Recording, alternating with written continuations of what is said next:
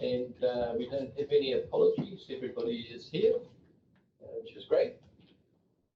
Any notification of any urgent additional business? No. And just remind everybody of any declarations of interest. Maybe you all will be if you don't own a dog, but other than that, it should be right. Can I have someone that will confirm the minutes from the 13th of October, please? Kevin Tappan moves and James Sainsbury seconds. All in favour, please say aye. Aye. Opposed? Carried. Thank you. So welcome to the hearing for the dog bylaws. This has been quite an extensive bit of work that the staff have been undertaking, and it was really good that we were able to go to the proposed sites and walk over there and have a look at them. So it's really good. We've had plenty of submissions on it, which is great. So yeah, I'm interested to hear what people thought. So we'll just have a look at this.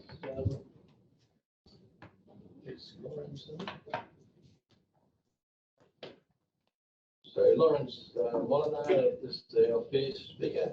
Are you there, Lawrence?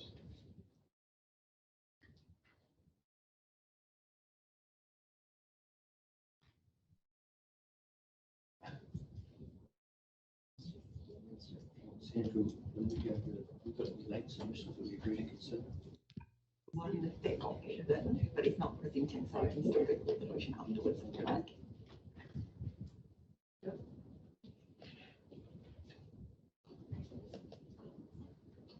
There's Don. Morning, Don. You might be our first speaker. Oh, why is that? No, we're just having a bit of a technical one. We're just waiting for Lawrence to join us, our first speaker. Cool.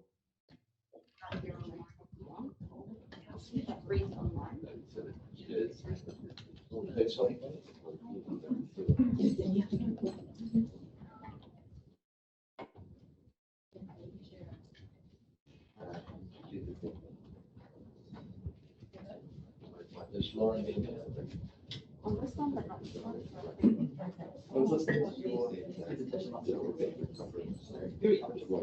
Oh, Reen. Are we going to jump to Reen?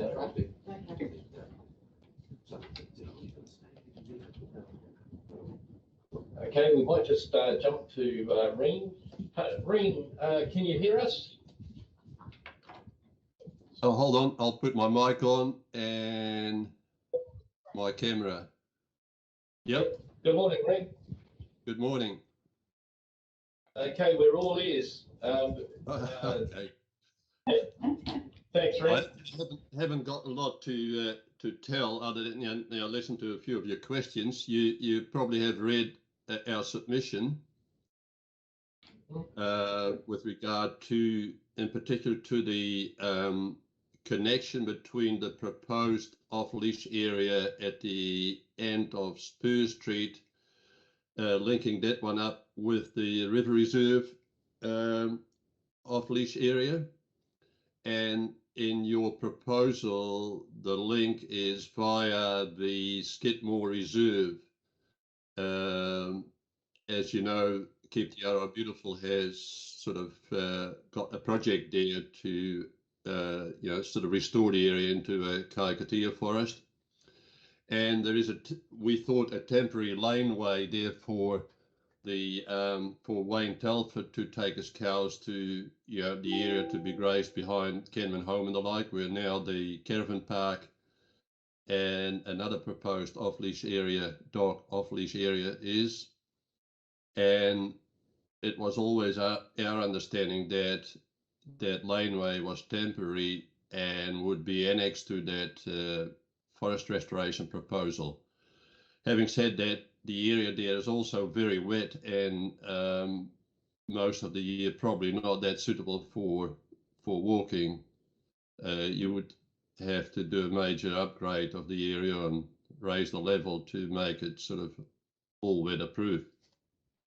So rather than saying maybe it's not a good place to take it, we thought it'd be a better alternative on the other side of the railway embankment, and that then would require a few gates to cross, to facilitate crossing the cycle walkway that leads up to the railway embankment, and on the other side, the little footpath that comes just on the western side of the railway bridge and goes down into the wetland area in the Howarth Memorial Wetland Park. So the map, I don't know, have you seen the map, or I could share it with? Yeah, we've got a copy of it here. So I think everyone's familiar where Ian's talking. It was So I think we've got it. You can put it up if you like. Yeah, I'm just uploading it now and see if that works. All this technical upload a copy. It should. Yeah, it's coming.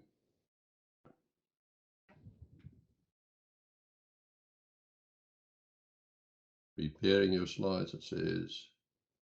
Here it is. Can you see it? No.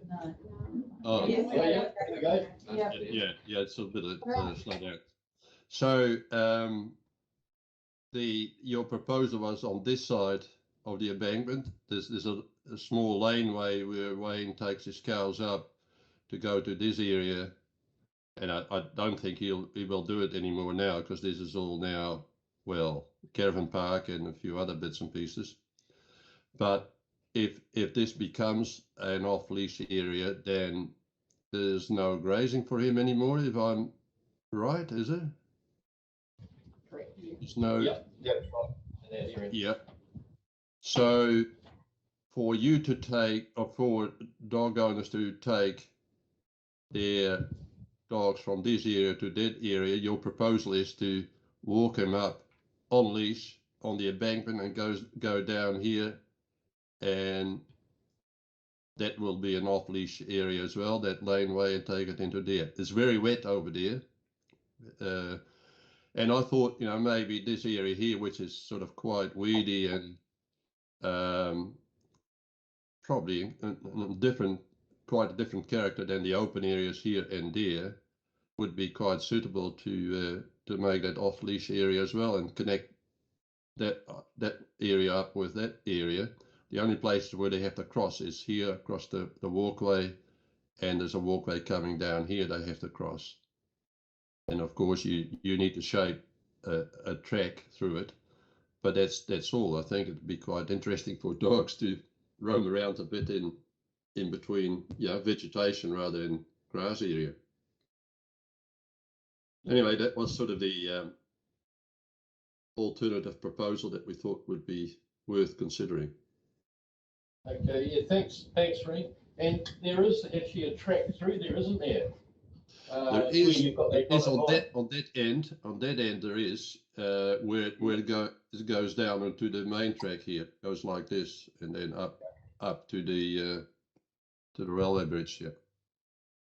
Yeah, there is a part of it is track, and I understand there was an effort made some time back to do some planting. I think Brian Turner said with the Scouts, and there's still some evidence of that. There's some nice trees on that side, but the rest is sort of like quite weedy, and there's a fence along this track that's overgrown with weeds. My question is also that when you talk about off-leash areas, are the fences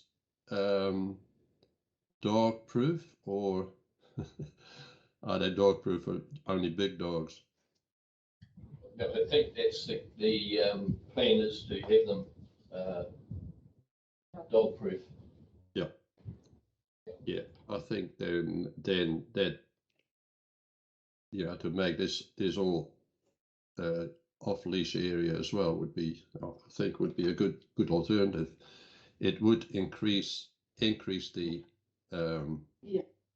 the area as well, rather than having a laneway. And at the laneway at the moment, there's just two wires, and they're not hot. They're just to guide the cows from that area to that area. And as soon as we know that it's not needed anymore, we will be planting that area up as well, and right up the embankment. Yeah. Okay, thanks, Frank. Yep. I'll just see if there's any questions from the floor, right? Any questions for me? No, that looks like it. Okay. Thanks, Frank. Sounds good. Appreciate that. Yeah. Okay. Have a good day. See you. You too. Okay, bye-bye. Okay, it's Lawrence. Yeah.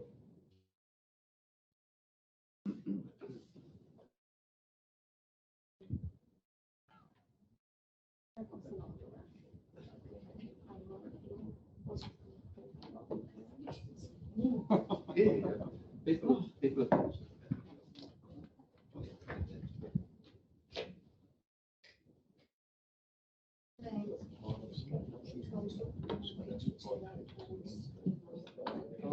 We have all these. Just get a plug in the ring. Because he didn't send it to us, he sent it to you. Okay, that's fine. No,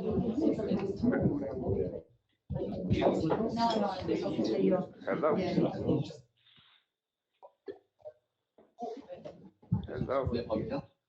Yeah, g'day, Lawrence. Can you hear us? That's me. Yes. Oh, awesome. Yep. Okay, Lawrence, welcome. And we're all ears. Okay. Thank you. Is that? I was waiting on my computer, so I'm not sure what happened there, but yeah. What's happening? What's the conclusions for you with the numbers that you got back from the feedback? That's looking pretty good, but we're just after you. If you want to just give us a bit of an what you think, if you want to talk to your submission, and yeah, just tell us what you think of the proposal. Well, the proposal is absolutely wonderful as far as I'm concerned. It gives the people a chance to take the dogs for a proper walk off the leash if they want to do so. And I think it will be a big benefit for everybody because it keeps the dogs away from areas where they probably shouldn't be on the leash. And it's an opportunity for the dog club to exist in a way, so we can try and improve the area that sort of goes towards the river and make it into something really attractive. So, yeah, I just want to thank the council and Ash the Mayor for helping us out with it. It's great. Okay, no, thanks, Lawrence. I'll just see if there's any questions, Lawrence, for you. Any questions? No, From looks my like side. there's no. What's that? Sorry. Yeah. Looks good.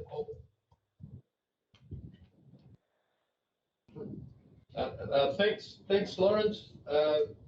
We've noted that your submission, and thanks for being online today to share that with us. Okay, that's great. Thank you so much. Thank you. Have a great day. See you. You too. Bye-bye.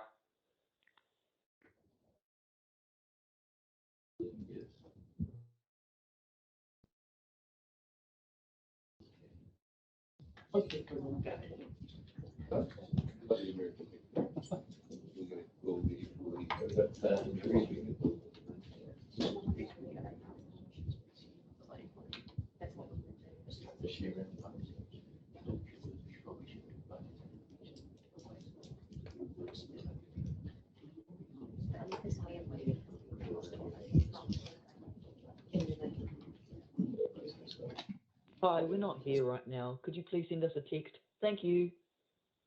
The number you've called has blocked voice messages. Thanks for calling Hello. Please voicemail. Bye.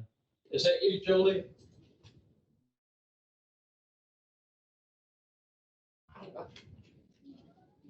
Because it's either going to go really smoothly. Yeah, we did have a good practice run yesterday with everybody. Yeah. Yeah, that happened last time. Can you hear us, Julie? Oh, yeah. We do have the boss waiting in the waiting room if you want to. Yeah, is there somebody else there? Just Peter. Outside. Peter. He's not due till 9:45. But he's here. There's Roger up there. Maybe he's the husband, but Yeah, he's outside. He's outside. Out here? Oh, yeah. That's okay. do you want me to get him in?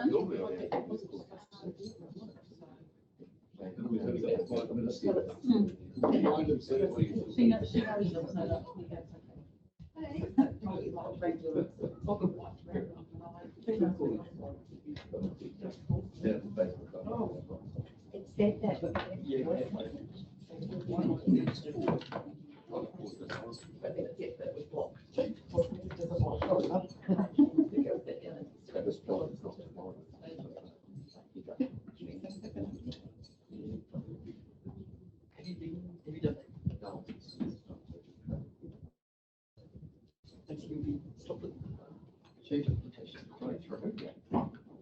No, he's not here.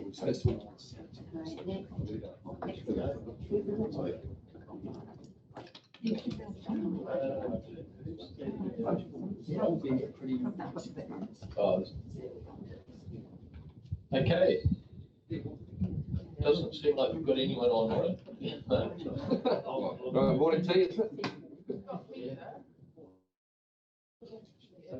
Just on that. Just add Peter. Peter Boston. There's a name. Yes, somebody. Is there somebody? No, that's Councillor Judy. Yeah, this is somebody. Yeah. He's somebody. Podium and go back to the subject. There's no name. Oh, Peter Boston online. Good morning, Peter. Can you hear us, Peter? Unmute it, ask him to unmute. You might need to unmute. Yeah, well, he's one of them will be now. It's the best dressed. He's the guy that was. Yes. We can't hear you, Peter. Just hit the unmute button.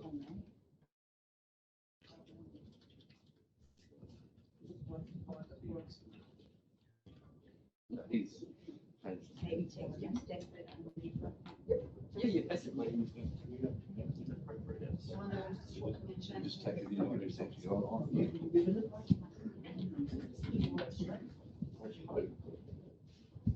Daniel's just live stream. Yeah. Angle for you. I know though, that's down there. Not sure if you can hear us, Peter, but you need to unmute your microphone on your computer. Hold on.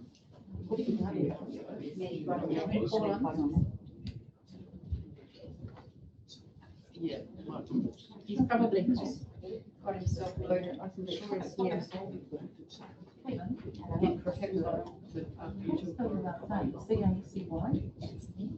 And then it comes up on the yeah. Comes up to C, OEC, and it. Yeah, okay. Jane. CCAIECY. That's right. He's not.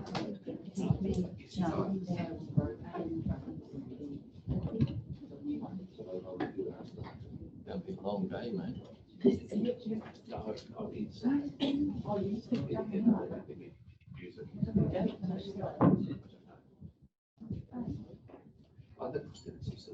Couldn't get through, obviously. I thought I had his phone number, but I don't. Have you rang him? Have you got a key, Kevin?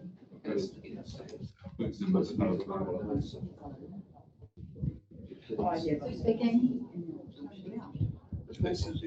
Yeah, but- Hey, we're looking for you. You need to enable your audio, bro. Unmute yourself. Unmute yourself. Okay, it says on our system that you're there, you just need to unmute. Ah, okay. Tony, How very strange. okay. Okay. Very well. Ring in, we can ring in. Hi, Tony. Can you hear us, Tony? You were just gonna jot. Yes, Hi, how you going? Can you hear me? Yes, I'm good, yep, thank we you. can hear you. Oh, that's it. Welcome, Awesome. welcome to the boardroom. So, No worries. if you would like to speak to your submission, that would be great. Yeah, pretty much like as a dog owner and family, we found that the little one that's there is just doesn't work for anybody.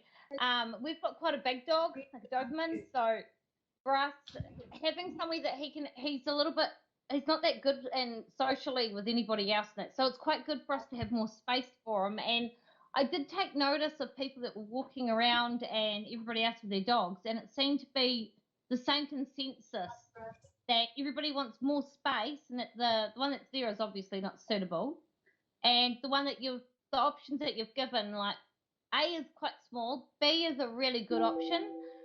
The only thing with it is then you've got I noticed through all the other submissions, you've got the issue of people with the access to the water if you make the opposite side of the river off leash, and then that's where it may require some sort of way where it's steps or something that we can potentially do for making it so people can swim their dogs. I'm not sure. But I just thought, well, B has got a lot of space that you could actually do a lot. And a big part of people that we find in the community with dogs is that there are a lot of kids and a lot of people afraid of them. So the only way to fix that and to help with that is obviously improve the control that we've got of dogs in the community, and improving control is obviously like adding some agility or things like that, just obstacles, things that people can do with their dog, not just watch it run around. So yeah, that was pretty much my submission. Okay, thanks, Tony. I'll see if there's any questions from the floor. Any questions for Tony? No, we hear you loud and clear, Tony. Thanks for zooming in today. No worries. Thank you. Thanks. See ya. Bye.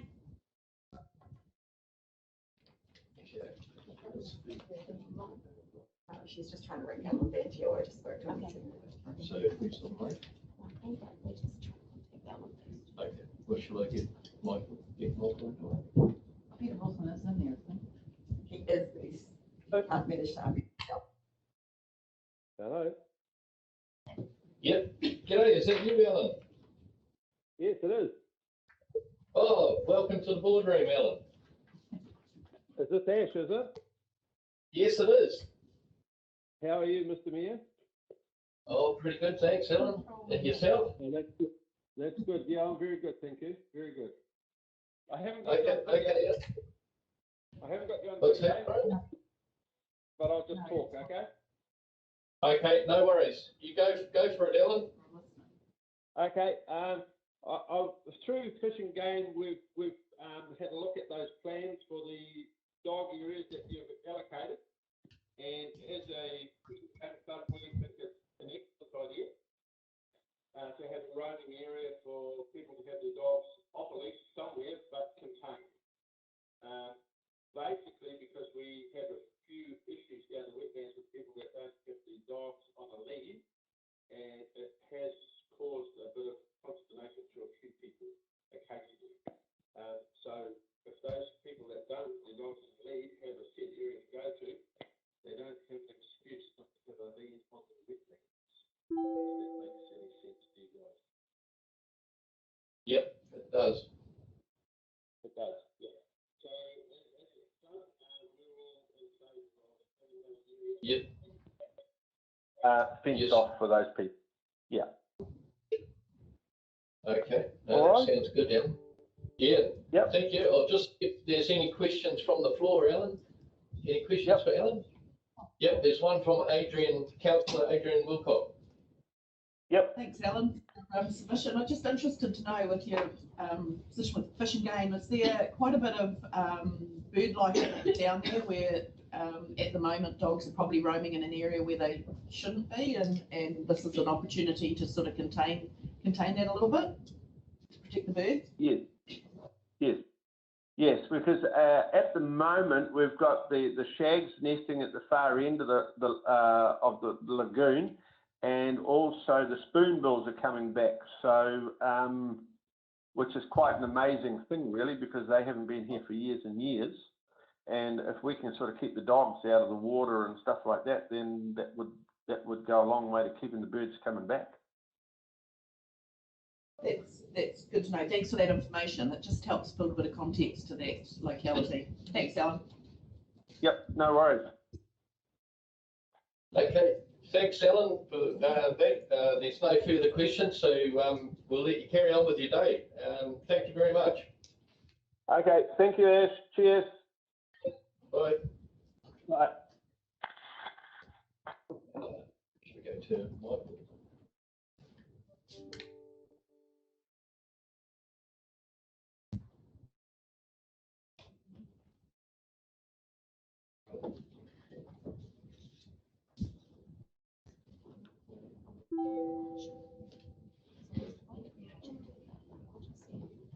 Lorraine calling at the end.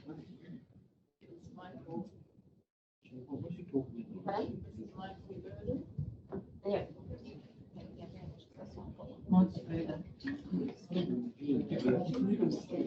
Good morning, Michael. Can you hear us? Good morning. Yeah, good morning. Welcome to the boardroom. Good morning, everyone. Yeah. Morning. Okay, tell us what you think with your submission there, Michael. All right, okay, so straight into it. Yeah, so I guess just to give you a little bit of background on me, we moved from Pukekohe just over 6 months ago now. And so, if I'm brutally honest, one of the things we're big dog owners, and one of the things that almost put us off coming to Te Araha was the lack of dog facilities. So I was really, and we decided to move because we like the area. So when I heard that this improved off-leash area was being proposed, I was really pleased. Personally, I walk my dogs twice a day, and they really, compared to being on lead, the dogs really enjoy being off-leash. Obviously, they're a lot freer. I think most of the reasons I've actually put into my submission, and I believe that dogs actually behave a lot better and the better part of our community when they're allowed to mingle with other dogs when they're on lead. It's an unnatural way for dogs to be, and they tend to be more, in my more aggressive because they're sort of tethered and so. So yeah, I was really pleased. And then when I looked, actually, I thought about this. I thought, well, I wonder how many people actually have dogs. And household-wise, I believe from the limited research I've done that it's around about a third of New Zealand households have dogs. And I guess when I put all that together, my own personal opinions aside, it just makes infinite sense to for the council to invest some time and effort. When you think of a group that's a third of the households on average. And if I reflect on that, and any other subgroup, for want of a better way of putting it, that represented a third of the population would have a heck of a lot more resources directed at them. So, yeah, I guess in a summary, that's really my thoughts on the whole thing, particularly the off-leash areas. Okay, thanks, Michael. It was a great submission you put there. So I'll just see if there's any questions from the floor. Councillor Adrian Wilcock. Cheers, Michael. Just a question around your statistics around the third New Zealand households owning dogs. Is that just in the town areas, or does that include rural areas? Oh, look, that was just very, very, very broad brush. Straight off, I can't even remember what source it was, somewhere on the internet. It was a credible source that claimed around about a third. Now, I'm sure rural areas, possibly slightly different because a lot of people have their own large areas of land, particularly farming where the dogs just run free anyway. We're out rural in the area. But, you know, again, I think dogs benefit by being able to smell and meet other dogs, especially in COVID times as well. You know, whether you're on your own farm or what, people meet more and, you know, sort of more opportunity to get to know strangers when you're walking dogs. It's my experience that dog owners tend to chat and have a 5 minutes and just, you know, get to know each other a little bit. So yeah, the statistics are, I wouldn't want to go and say they were 100% by a long way accurate, but if the general thing is a third, you know, even if it was a quarter, it's certainly a big proportion of households that have dogs. Yeah, no, thank you for that. Thanks. And Donna. Yeah, thanks, Michael, for presenting. Just my question is, you mentioned that you come from an area of the Pukakari or Papakura up at Auckland Way. What dog facilities did you leave behind? What was happening in your district up there that you feel that Tiara was lacking? Yeah, so where we lived was Pukakari. It was just outside, actually, a little township called Buckland. And you know, there was quite a few areas where you could walk dogs off lead. There was one big area that was I'm pretty sure it was Auckland Council owned as opposed to Waikato, called Roosevelt Park, and that was, oh crikey, I've got a feeling it was around about 30 acres of just bush that was left for the general public, and dog ownership, you know, dog free walking was fine. It was managed to some degree. You know, there were signs up everywhere saying, you know, keep your dog under control, keep them in sight. But yeah, my experience was that there were lots of dogs there having a great time. Dogs met up with other dogs, and it was all waggy tails and no growling and snarling that you tend to find when dogs are on leads. And you know, I used to go there probably a couple of 3 times a week with the dogs, and it was really suitable.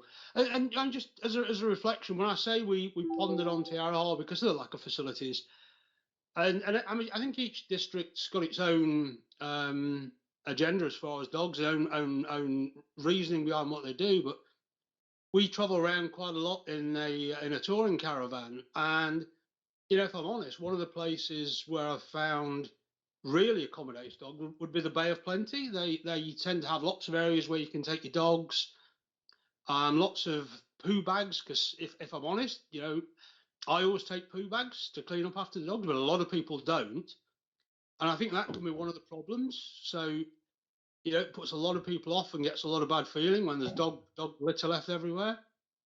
And, you know, a lot of these councils in other districts have little dispensers. I think there's actually one on Boyd Park here in Te Araha. And one of the things I would encourage council to do, and I guess when I team it up with the fact that there's certainly a high proportion of dog ownership, whether it's 33% or what, I don't know, but a little bit of infrastructure investment, particularly if you're thinking about, you know, I guess having that NZMCA camp that's just being built, you know, we camp around. I would say probably 50 to 60% of folks who travel around in camper vans or caravans have dogs. So all these things put together, it just, to me, makes infinite sense with such a large population representation needing support. And it's easy to say, well, people should take their own refuse bags, but let's be honest, people don't. People are lazy. So to have a few bins and a few dispensers for clean bags just encourages the whole thing, makes the whole dog ownership a better prospect. Yeah. Okay, thanks very much, Michael. Yeah, thanks very much, Michael. That's really good. Great presentation too. Very clear. Appreciate you coming in today. So thank you, and have a great day. Yeah, you too. Thanks very much for giving me the time to speak. All good. Thank you. Yeah, bye. Bye. Raja, Raja, can you hear us?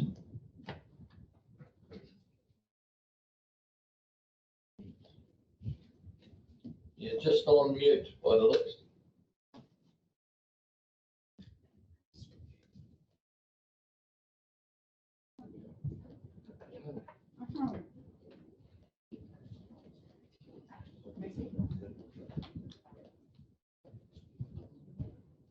Raja, if you can hear us, can you just unmute yourself?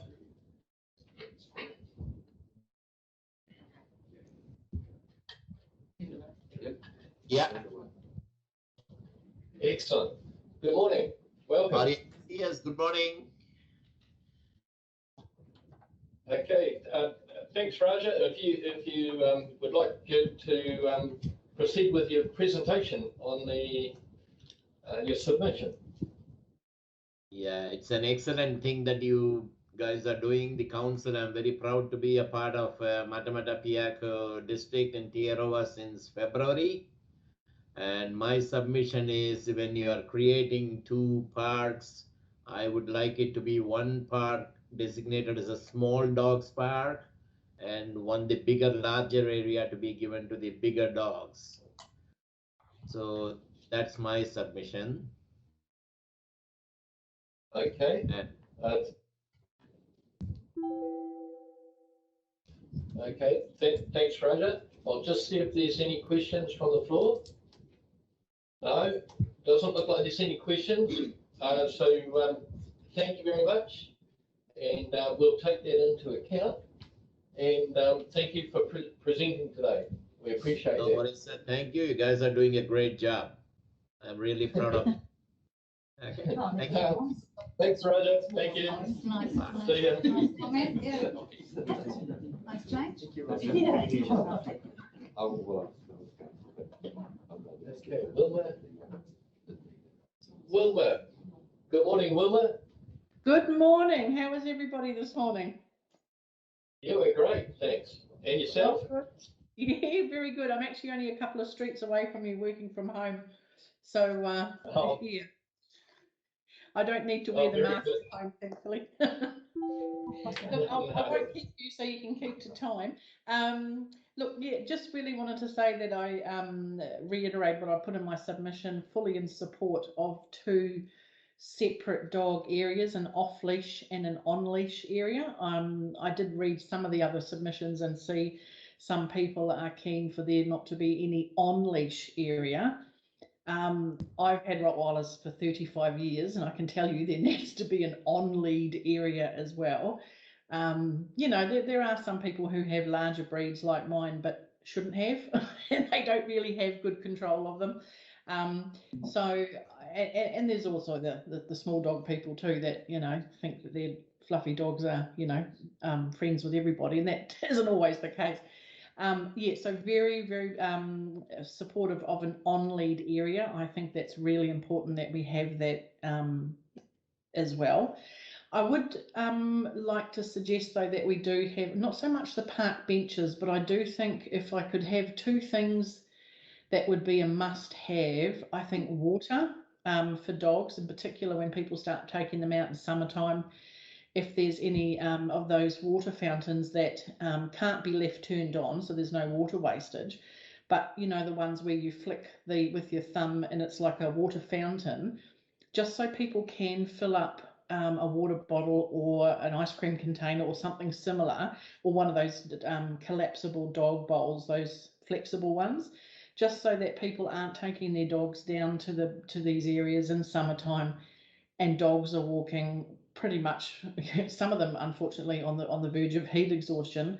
So I do think that water needs to be available, and also for people just to rinse their hands off too. You know, if they've been, well, you know, you do get dirty mucking around with dogs, don't you? So I think water fountains, I know it's not in the proposal, but I would strongly suggest that we do that council finds the money for that. And I don't think park benches are as important, but definitely doggy poo pickup bags would be good, and a disposal bin that's chained to a post or something like that would be good, something that can't be tipped over by local kids or something like that who would think it was funny to tip over a dog poo bin. If you chain, you know, if you motorcycle chain that to a post, that would be good. And other than that, that's all I really wanted to say. Well, thanks very much, Wilma. I'll just see if there's any questions from the floor, but it doesn't appear to be. I think you were loud and clear. So appreciate your time today. Thank you taking very the time much. out.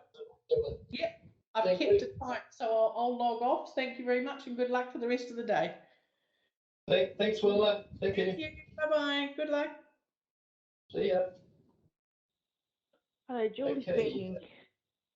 Yeah, Julie. Yeah. Hi, Julie. Hi. Oh, hi, Ash. How are you? Yeah, I'm good. Thanks, Julie. And yourself? Very well, thank you. Very well. Bit hard to hear, isn't it? Oh, okay. Yep. Sorry, we'll speak into our microphones, but we can hear you loud and clear, Julie. So if you'd like to give us your presentation, that'll be great.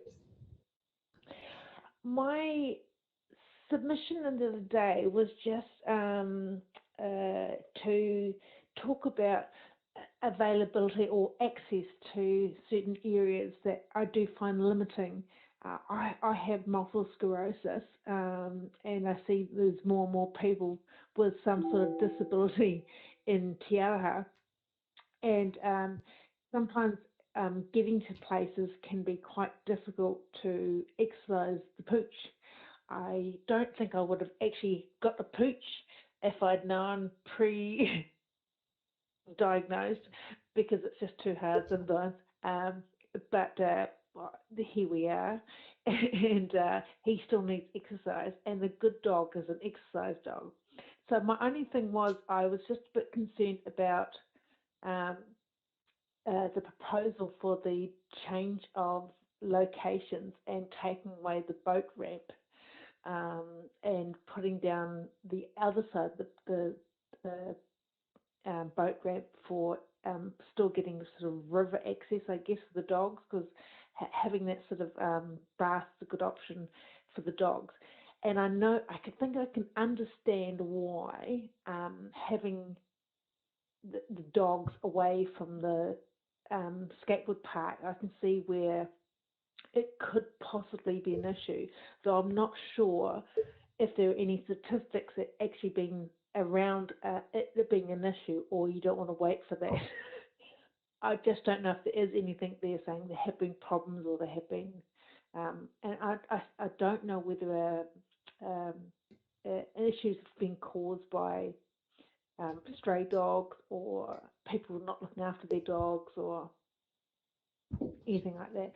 I'm not opposed to the other side of the river, and I can see why that would be beneficial. I just concerned that I wouldn't be able to get there if I'm exercising the dog on my own. Yeah, because I can't really getting cars down to there and the like. Okay. Thanks, Julie. I think one of the other submitters is similar to yours that I read, and they were suggesting that they could still understand, because obviously we've got the cycle trail going through there as well, but whether we could have it, obviously it would be okay for the dogs to swim, there, and then put them back on a lead sort of thing when they came out of the water. What's your thoughts on that? Yeah, I don't really mind that. I could certainly do that. Certainly, my dog's part Labrador, so it seems to be going into the water as part of the DNA. And he's one of those dogs that likes sticking his head under the water.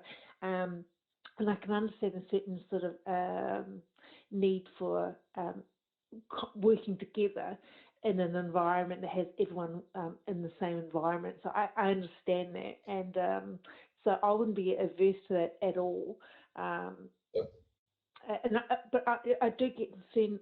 We have another issue down at that boat ramp where fishermen come out of there and they leave their hooks and they leave their fishing wire and they leave their fish guts and they leave.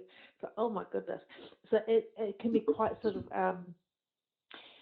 problematic in some ways, but nothing really to do with the dogs, except I pick up the fishing hooks because that's the kind of thing that ends up in the dog's paw. Yeah. But I suspect that's more. Yeah, but I suspect that's more of an education for the fishermen, not really the venues, because they leave their stuff all over the place. Yeah.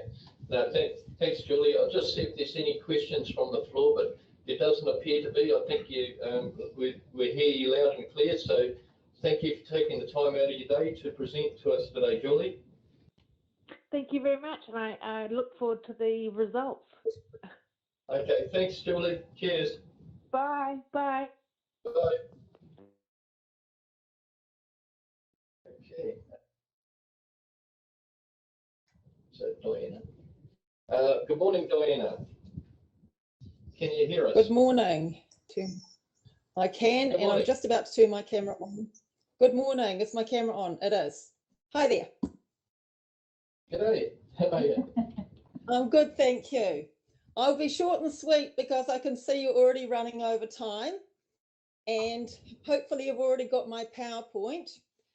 You'll see that I don't have strong feelings about where a dog park should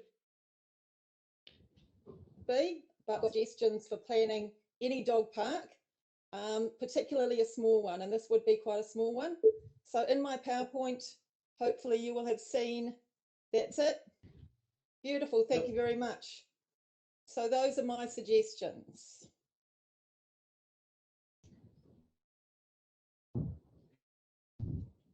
We'll just keep scrolling through and we can talk about it at the end.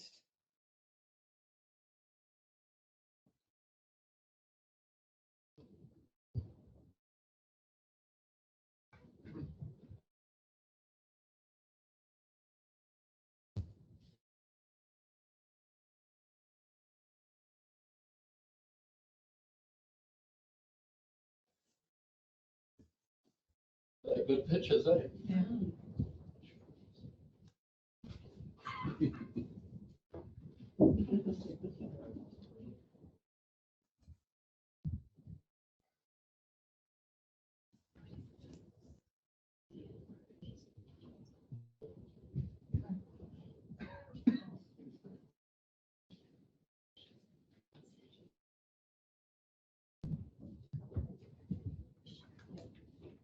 Yeah, that looks good.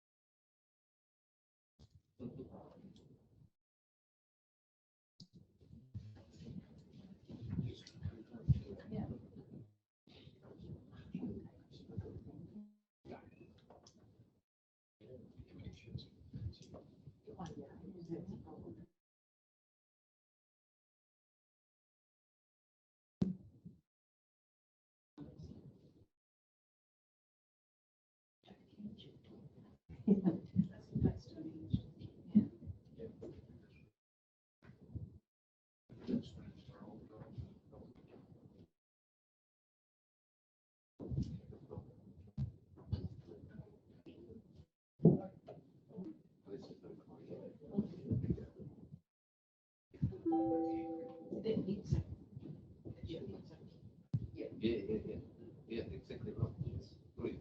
Yeah. What do you call that? What do you call that piece of fence? What What would do you that call say? that fencing? They just call it expenditure. What do you refer to that fencing as? This is mesh, it's just a mesh. Mesh. Yeah. Whereas, yeah, other one's diamond mesh, which is the. So that's just a mesh fence, Oh, yes. it's very high.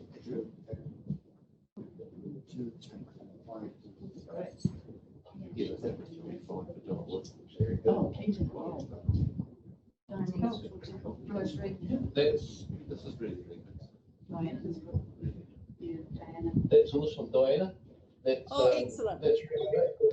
Yeah. Cool. No, that's yeah, really appreciate the effort you've gone to showing us those, and there's some really great ideas there. Excellent, thank you very much, and always happy to discuss further. I didn't read through the PowerPoint as it went because it always drives me mad when people do that, because I know you can read. Yeah, very good. I'll just see if there's any questions, but it doesn't appear to be. I think that was very clear and precise. So, Ask a question, Ash. thank you very much. Oh, no, it doesn't matter. Oh, It doesn't matter. sorry? No, it doesn't matter. There is a question? Yeah, no, I won't worry about it. All good. Thanks, Diana. Thank you very much. I'm here if you need me. Yeah, thank you. Yeah. Cheers. Thank you. Bye.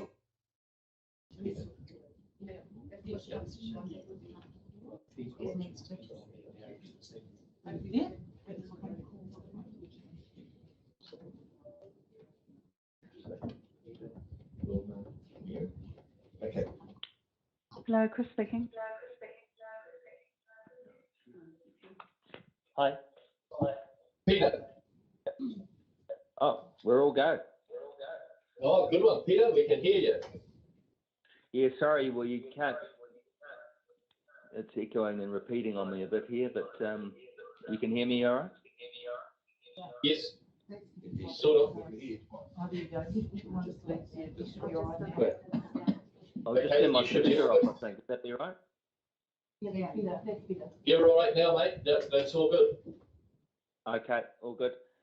So I'm away now. Am I right? Yes, yep. Take it away. Thanks. Okay. Thanks, Ash, for allowing me to speak to my submission this morning. Probably a good idea that I'm not on, that you can't see me. I'm trying the Movember, and it's not a good look at the moment. So my submission is relating to the off-leash fenced dog park in Peria Road, Matamata. As you know, myself and a small group of supporters were responsible for the successful project submitted to Your Voice, Your Vision last year, and we received a favourable business case study from Council. So an earlier submission to locate a dog park at Swap Park, Matamata, was not successful, and I have since met with Mayor Ash Tanner, Councillor Sue Whiting and Sandra Harris, the placemaking and governance team leader for Matamata Piako District Council. We met at a proposed site on Peria Road, the Peria Road location. So to confirm, this area is a piece of land situated behind the Kahikatea Memorial Stand of Trees on Peria Road, Matamata. It's adjacent to the Stanley Farm Walkway. It consists of 6,400 square metres, more or less, which would be suitable for a small to a medium dog park. There's an opportunity to create a small off-road car park in the future at the western corner to get rid of that tight corner there. That would be more suitable for a car park, we think, on the western corner there. So with over 1,500 to 2,000 dogs in Matamata, a dog park is going to have huge benefits for exercise and well-being and social interaction with the dog owners. It's a much-needed development. In fact, Council should consider another dog park as well in the eastern side of town to accommodate the increasing residential development there. But I'm here today as a proponent for the Peria Road Dog Park. So we believe a dog park will meet the requirements of a changing demographic of the urban area of Matamata. Higher numbers of more mature residents are arriving, and most with dogs. So these dogs are an important part of the owner's well-being. So the dogs and owners need exercise, and the dog park will provide a safe area for this activity. It's understood that Matamata Piako District Council will fence the area and provide access for pedestrian usage and access for council mowers, and they will provide water to the site. That's my understanding of that meeting. It is also understood that the layout of this fenced area will be such that it will not interrupt with the present aesthetics of the area. And so this is a much needed fenced dog park which will allow our residents to access a local dog park rather than travel to Cambridge and take advantage of their established dog park in the suburb of Leamington. So we believe the Peria Road Dog Park is now to be the most appropriate location with safe access and ample street parking. And as a member of the Matamata Rotary Club, we're also keen to be involved with the project. We see ourselves as custodians of both the Stanley Farm Walkway and now the dog park, and we look forward to making continuing improvements over time to the dog park. So that's pretty much it, and I can just reiterate, Diana was on just before, just looking at her PowerPoint. It's fantastic, Diana, and I think I need to have her on board actually, because when I say making improvements to that dog park, yeah, I do see agility equipment and bench seating and Century. I totally see where she's going with that, and I totally agree with that vision as well. So that's me. Thank you. Okay, thanks, Peter. I was actually just going to suggest the last presenter with Diana and putting her in touch with you because she had some fantastic layouts and design ideas there. And you being a top builder, I know you'd be able to whack that up in no time. Well, I've knocked up a few Julie things already for Annalise. So, yeah, the dog lady in town. So, yeah. And I see Diana's a dog trainer too, so she's very well qualified in that matter. So, so good things to come, I think. I'm just looking around the room to see if there's a question, Peter, but I can't see any. I think you come through loud and clear. So I'm seeing some thumbs up from the Matamata councillors. So thank you very much for coming in today. And thanks, Dan. appreciate it. Yep. Okay, thank you. Thanks, everybody. Bye. Excellent. Cheers. See ya. Bye-bye. Okay, we have Wilma.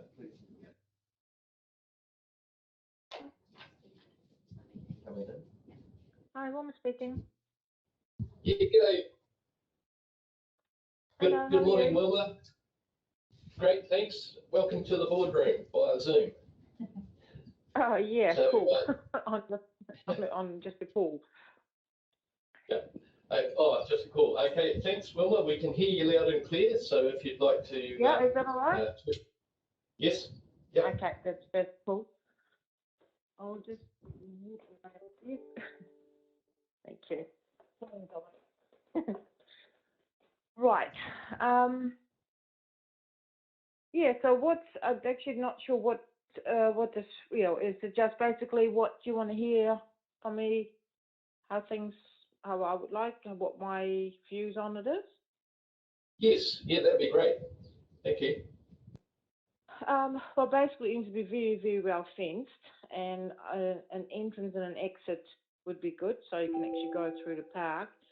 Then a couple of water stations and compostable poo bags with a couple of rubbish bins. They're going to be emptied every, or checked or emptied, at least once a week, or depends how much it's used. And probably because it's happening, with the BMX trackers, they've actually taken a rubbish bin out and I rang the council for that to ask why. And they said, oh, well, people are dumping rubbish in it. Yeah, it's all well and good, but there's still a picnic table there. So people sit there. What are they going to do with the rubbish? It's going to end up just in the bushes.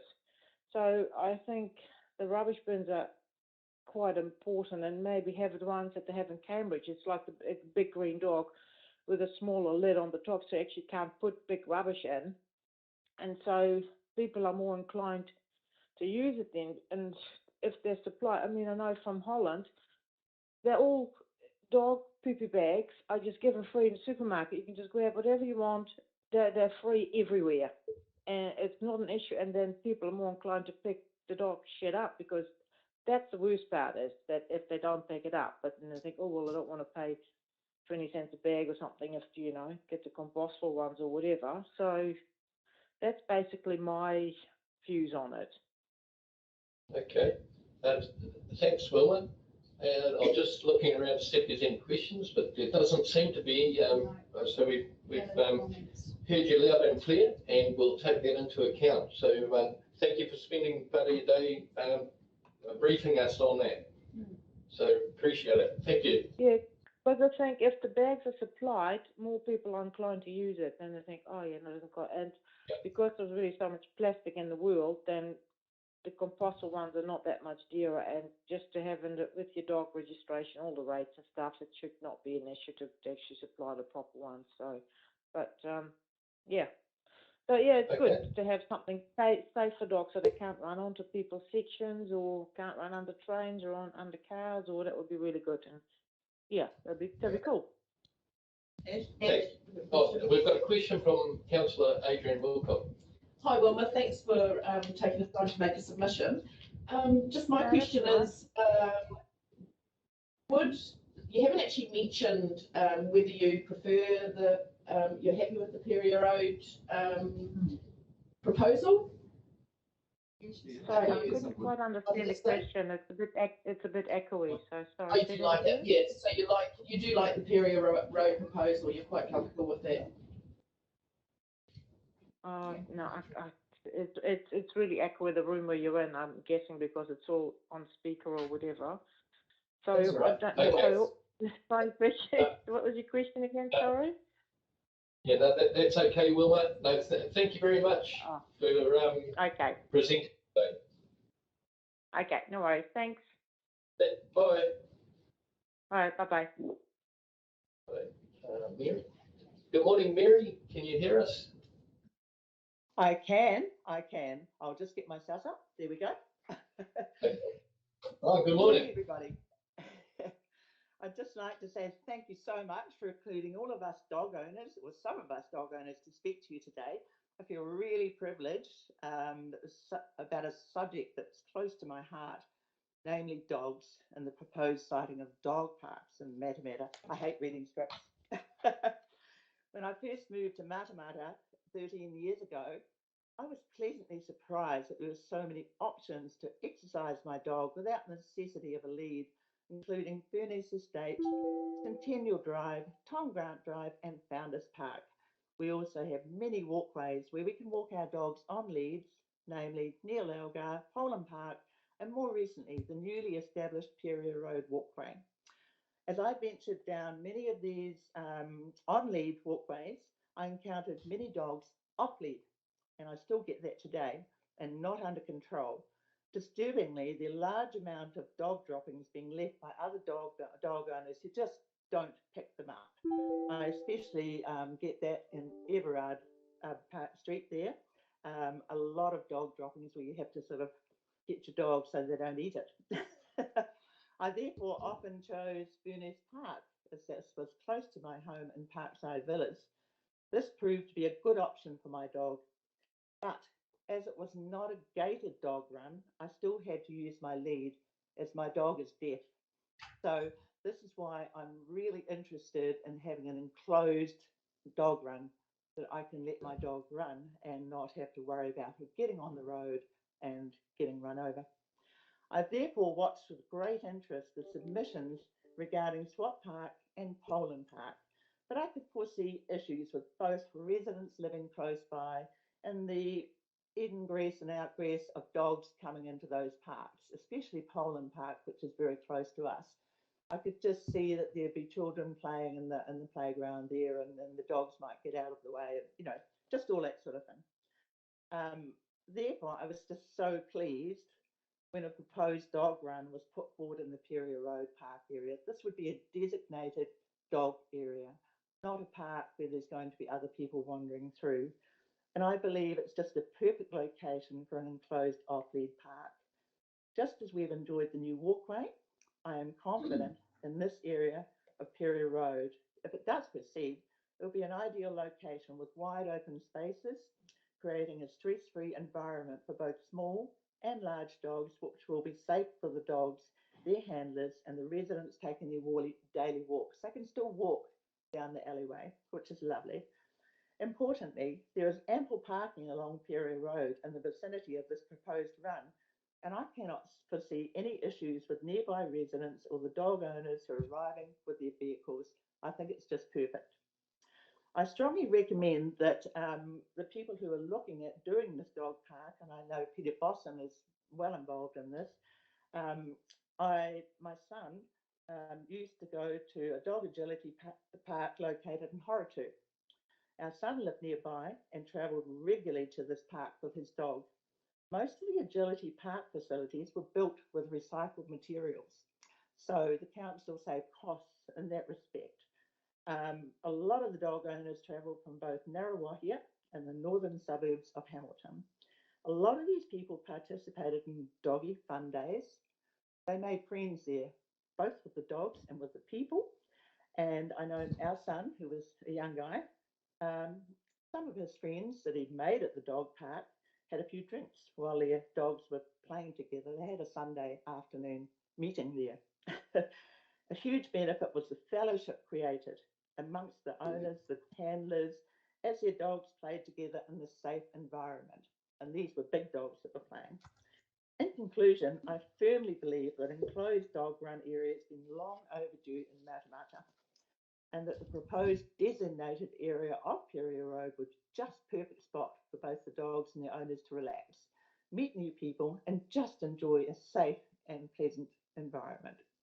So I'd just like to say thank you for letting us speak today, and I'm quite, sort of, adamant that we do need a closed-in area for our dogs with drinking water, agility things, and I think it's just going to be great.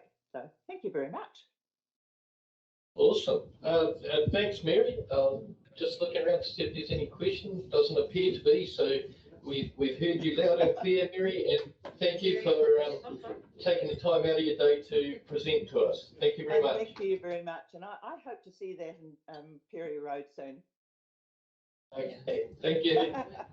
Thank you very much. Bye. Bye. Okay, so we're going to stop the stream. So we're going to break for morning tea break and then come back into it.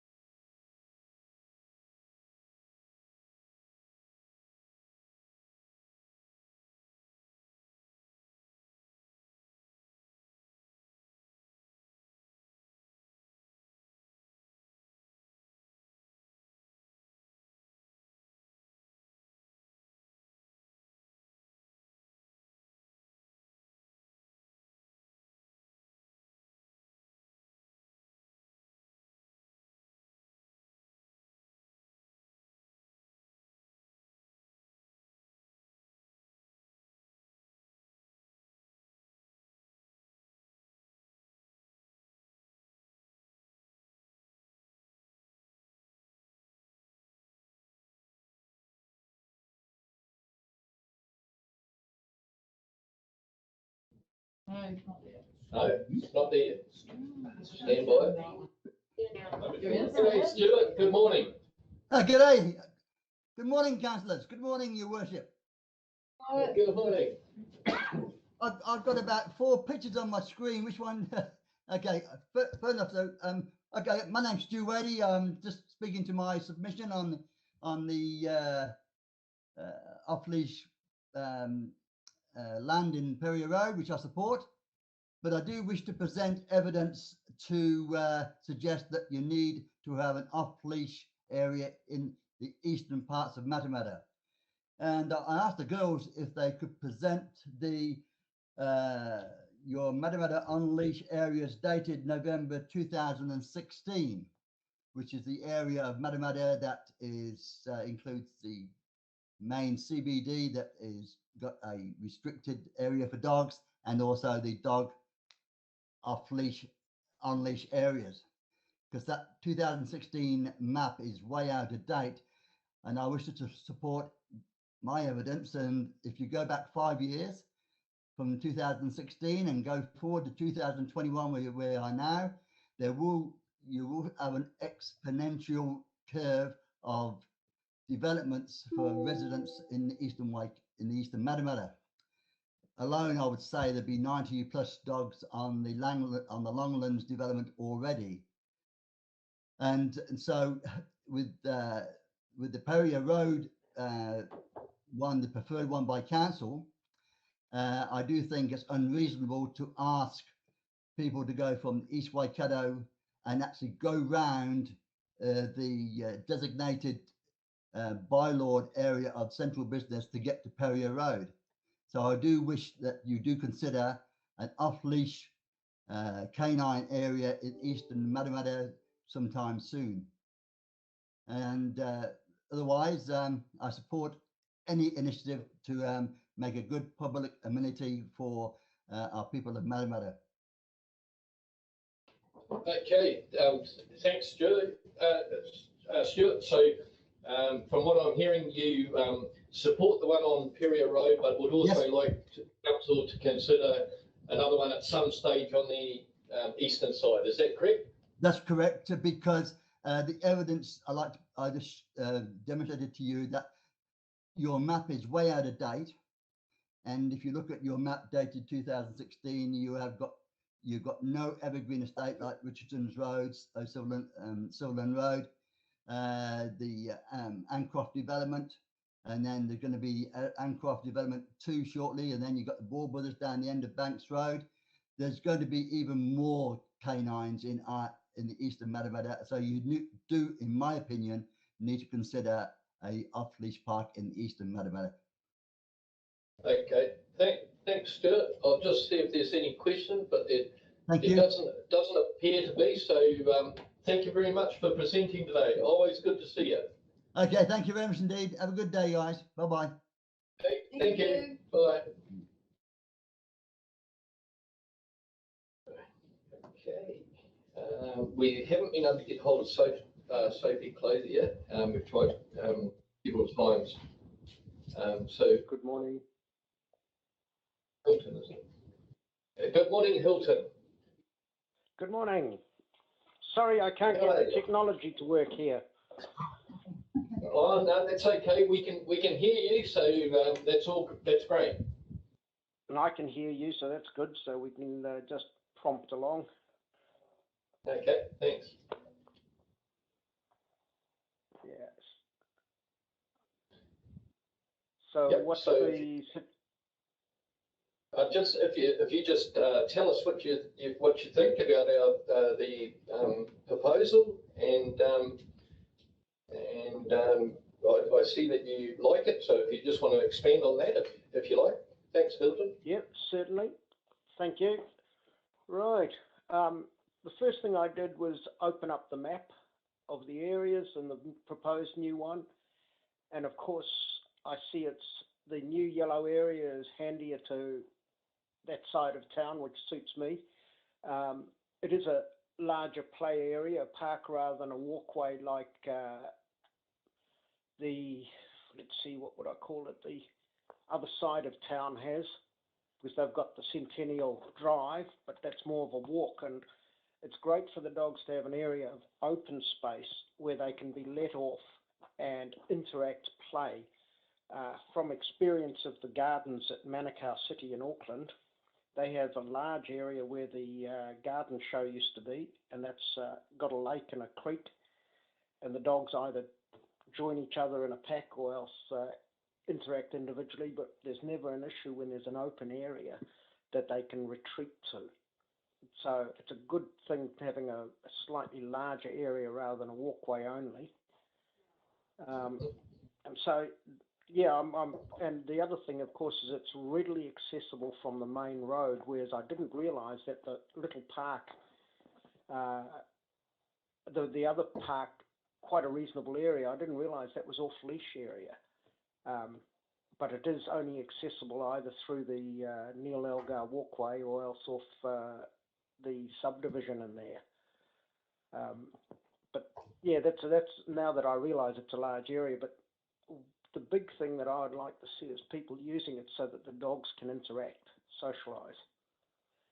It's one thing doing the exercise, you can run around, but socialisation, the amount of use that gardens one in Auckland got was everybody came there specifically just to release their dogs and sit down and watch them play and you know, throw things for them. So I would like to see something easily accessible. As I said, the balance of area now is there's a reasonable area of off-lead to that side of town and the population on that side. Obviously, the other two, the Centennial and the other park, cater to a large area as well, but in terms of area, overall surface area on a map, it's just a slightly better balance. Okay. Okay. Yep. Any more to add there, Hilton? Or? Sorry. Any more to add there? Or? Yeah, my only concern was as with an open play area off leash, it is adjacent or it's separated by the memorial, the Rotary or Lions, the Rotary Memorial Park, but adequate containment is probably worthwhile thinking about, because the occasional dog ripping off to the main road, being a reasonably main road, is an issue that I'm half concerned with, because if you can enter through either a gateway or through a more restricted area so that they can't just have access to flee too much. Because the other thing that concerned me, of course, is that is adjacent to a farm.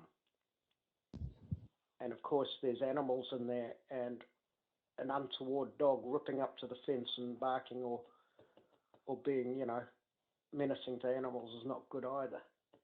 So just thinking about the farm fence having adequate isolation from dogs who might be able to jump over it or otherwise.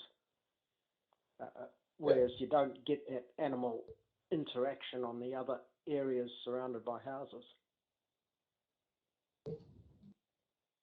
Okay, no, thanks, Hilton. I think that's covered every point that I'd like to have. So, no, thank you for hearing me. Appreciate it. Oh, thanks, Hilton. I'll just see if there's any questions from the floor, but there doesn't appear to be. So we've heard you loud and clear. So thank you for taking the time out today to present. No, pleasure indeed. Thank you. Thank you. Have a great day. Some news. Thank you. Bye. Chris is on here.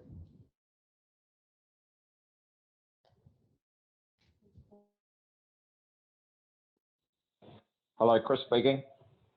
Yeah, good day, Chris. How you going? Yeah, good, thanks, mate.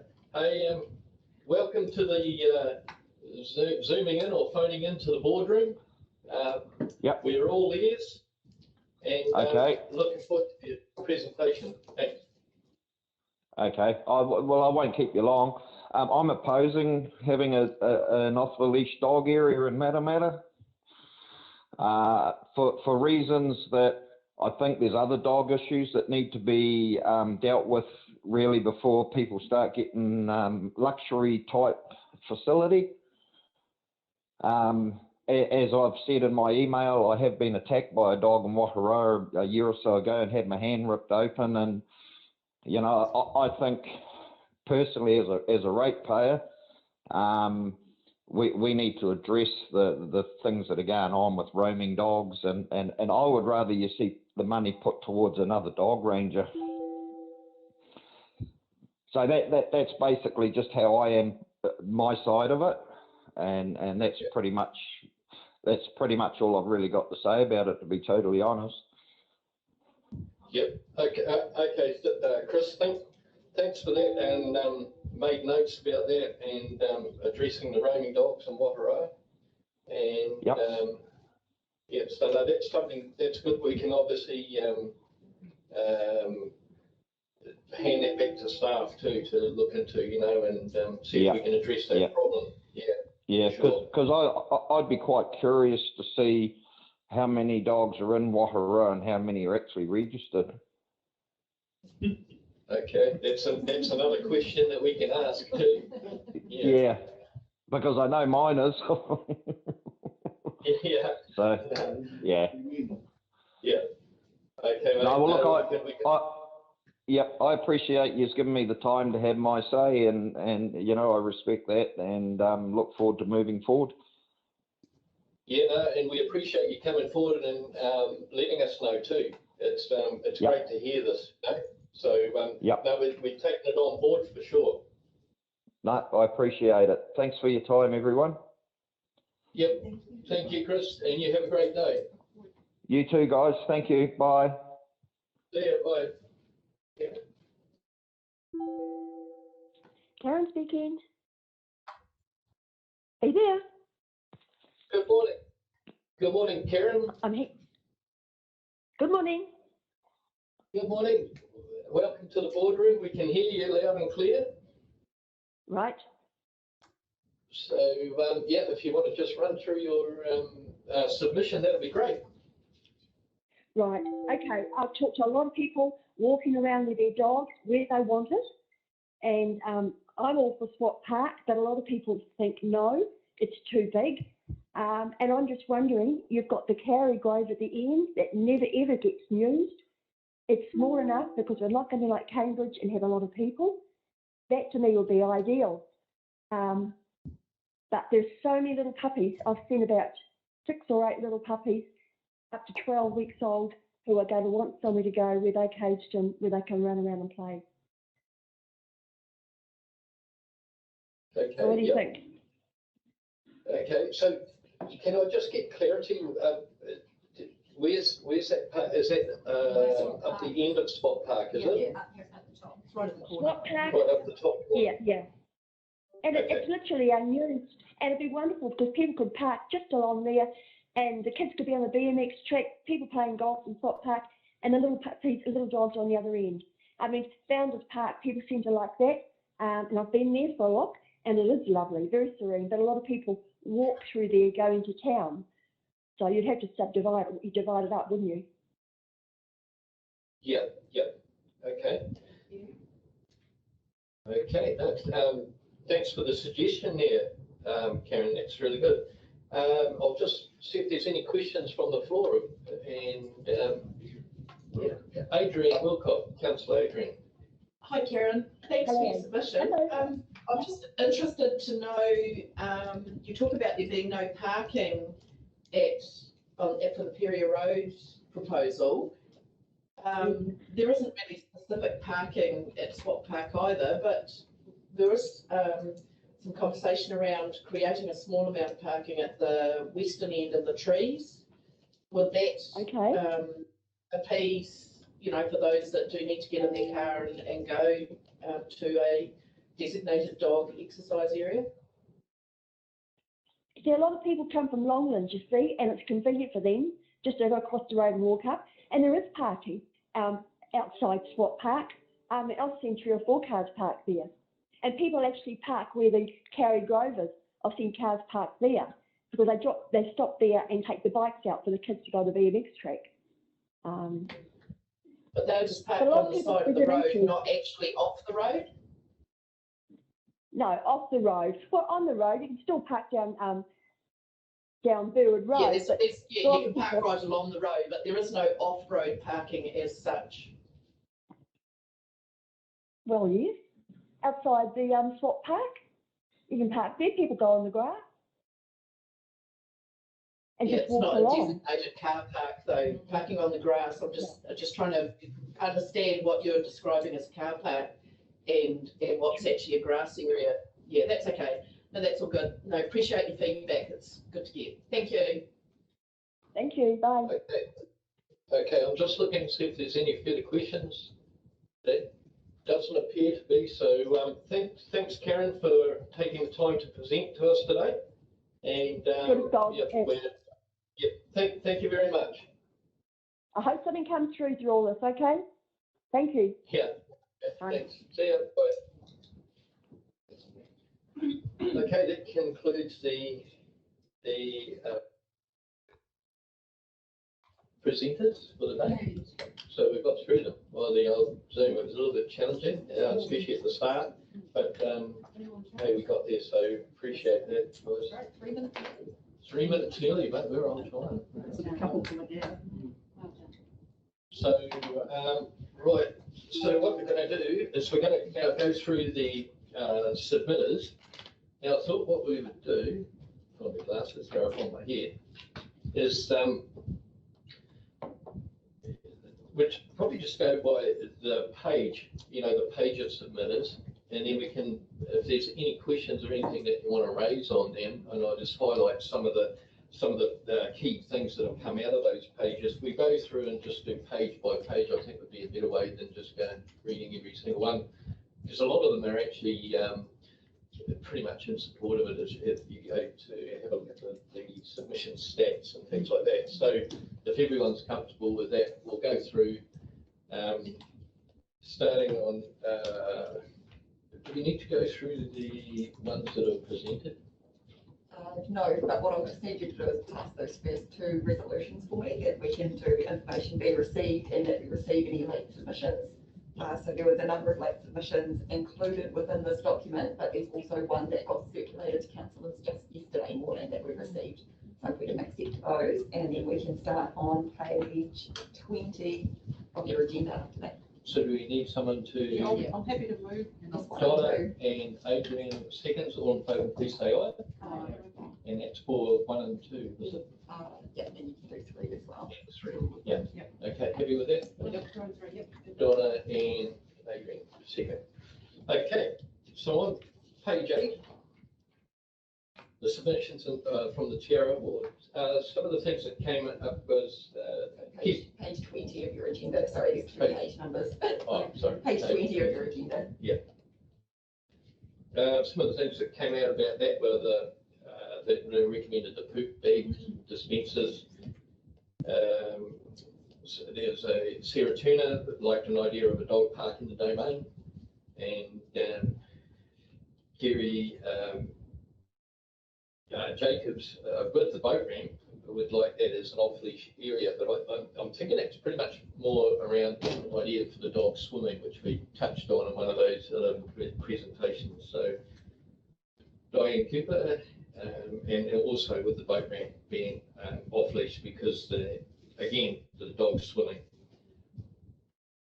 And then just quick general comments around make sure that the fence is dog-proof. And a comment about the esplanade, but about it flooding down there occasionally. So do we sign off each page? Do we just carry on? Yeah. Any more comments on that page?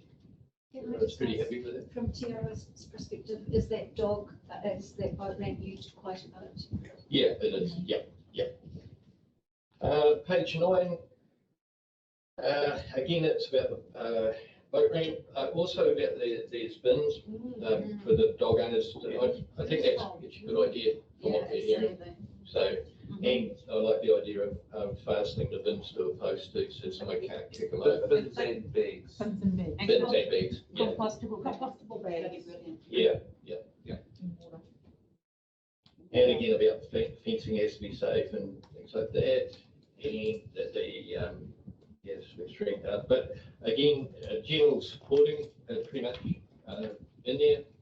Look, Just sorry, just on and it probably covers all in this too. The other thing that was coming out with dogs, with bags and business was the water side of Yes, it. So I don't know what's common in other areas, but I've just put one of those little calf troughs out for the chickens. And that works quite good. Yeah. So I don't know if little troughs like that would be suitable or not. I don't know. Yeah. Is that for swimming? No, Okay, well. no, it's about this size, so the Labrador wouldn't get his paw in there. James and Matamata, that's taken care of because there is a trough in that paddock anyway. There we go. Okay. Probably the only risk would be if there's a dog, if a dog's drinking out of it, another dog goes there, whether there's a transfer of any infections. I don't know, that would be the only thing that I would, I would question, I don't know. That's where a tap, they bring their own bowl and they have their own tap. Like a water fountain. Yeah. Good point. Yeah, I've made It's got to be notes. running water, so it stays fresh and doesn't stagnate. Yeah. Again, brilliant idea. Yeah. On page 10, again, the boat ramp again coming up is, they wanted that as an off leash, but I think it's pretty much predominant around because of the dogs swimming, and they're worried that they can't go swimming there. So that came up. Yeah, but it's pretty fine. Able to be managed if you're if it's a bylaw for that whole area, are you able to cut off a small amount of area from that bylaw for that boat ramp to be off leash? We could put it into I guess that's council's call. A couple of the submissions have asked for you to reduce the size of the area so that it doesn't encompass that rail trail. I guess from an operational point of view, it's quite hard because it's not fenced by any means and there's nothing. So that new rail trail is coming right down by the boat ramp? Yeah.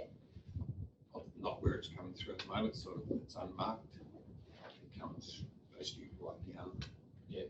Yeah, so it's relatively close to the boat ramp. So I mean, council could, I guess, make the decision to make the area just in front of the boat ramp a dog off leash area, but that would be extremely hard to manage. Yeah, that's all council's call. I'm sort of more thinking around signage and that, if your dogs are swimming, can you put them on the leash after? Yeah, I know you're not going to get everyone complying with that, but at least it's there if someone, Yeah. I think we can manage that. So the question I have for everybody is, are we beholden to providing a swimming area for dogs? That's the question. And I think that's where the debate sits, because if it's a boat and cycle area, then you've got a conflict of uses, and it's either on leash or, to me, it's cleaner to keep it simple, because the minute, and people will probably swim their dogs there anyway. Oh, they will, that's. But I think the point here is there's already two other uses there, and it's that conflict. We're creating a space where dogs can be contained and run safely. But that's just a question I have. I'm neutral on it. I think it's because it's been a off leash area for so long. That but I'm just thinking maybe signage or something like that to minimise it. Yeah. Bruce. I thought that most of the submissions were pretty much in favour of what's proposed. But you excuse the language, but I think we're a bit arsed about face, in the sense that we're just trying to look at these things in an ad hoc way. What's our policy on provision of dog parks? Because what do we provide?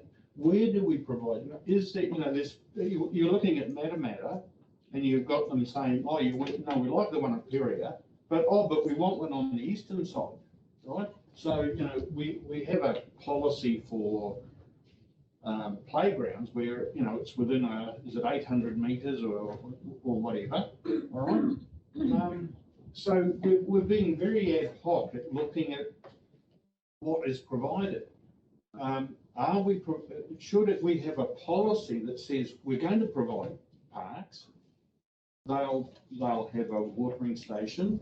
They'll have poo bags. they'll have this, they'll have that or whatever, and that's what council will provide. If you want agility, well then let your let your community provide them. I think that's what's going to happen. Or, That's what's happening. yes, I know, but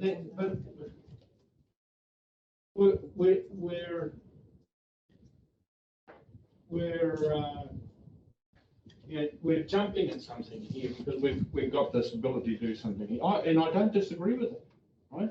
But where do we set? Where's the precedent being set? In one place, we're saying, oh, well, we want to have an ability to have swimming, down here, right? The next thing, Matamata will want, a lake put in so that they can let their dogs swim. I'm being a bit facetious. Not really. But do you know what? Do you understand where I'm coming from? Huh? The lake. Yeah, now we know where you're coming from. Right. Yeah, one took care of you. In saying that, Bruce, so I mean, we don't know what we don't know, so that's. Yeah, no, so.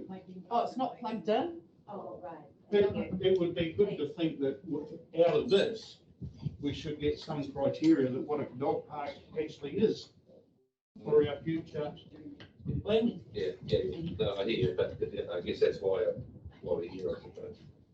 Right now. Yeah. Okay, dog park specifically for Te Araha has been on the agenda now for over 12 years. And I'm not walking away from this without making decisions today, let me tell you. The only reason we're talking about swimming in the river is because that amenity is already there. We wouldn't be talking about it if the amenity wasn't already there. That's just, that's where we're at. We've got a community group here. We've just got to provide the facility, probably put up a little bit of money and help some fencing and stuff and get this stuff done. And this community group for Te Araha is going to come in and actually they'll work on the agility side. They'll work on what else is needed. We just need to provide the basics, which I think are definitely the poo bags, rubbish bins, and access to water for drinking in those bigger areas. And I think people will swim their dogs in the river whether we put a sign up or not. It definitely needs to be, in my opinion, on leash because of the variety, because people are going to walk their dogs there whether we like that or not either, because of the variety of activities are not compliant with each other. But people are people. And so the facility is already there, people will use it. We could just simply put a sign up that says, a big tick over a dog for swimming or something. It doesn't have to be. So it could be, that definitely could be on leash. But the other areas, we've got this group, we just got to fence it, water it, give some water, put some rubbish bins up there and some poo bags, whatever that looks like. And that's all we have to do. So, and the land is there. We need to utilise that space, otherwise guess what's going to look like in 12 months' time? It'll be weeds. And the caravan park will be complaining because it's an eyesore, although they might clean it up themselves, because they're quite happy to actually take some ownership around that as well. And then Matamata, obviously we've got community groups coming in there as well, who are actually saying, just give us the land, fence it, provide the basic amenities like water, and we'll look after the rest. Well, it's a bit of a no-brainer, isn't it? Caitlin. Thanks, Ash.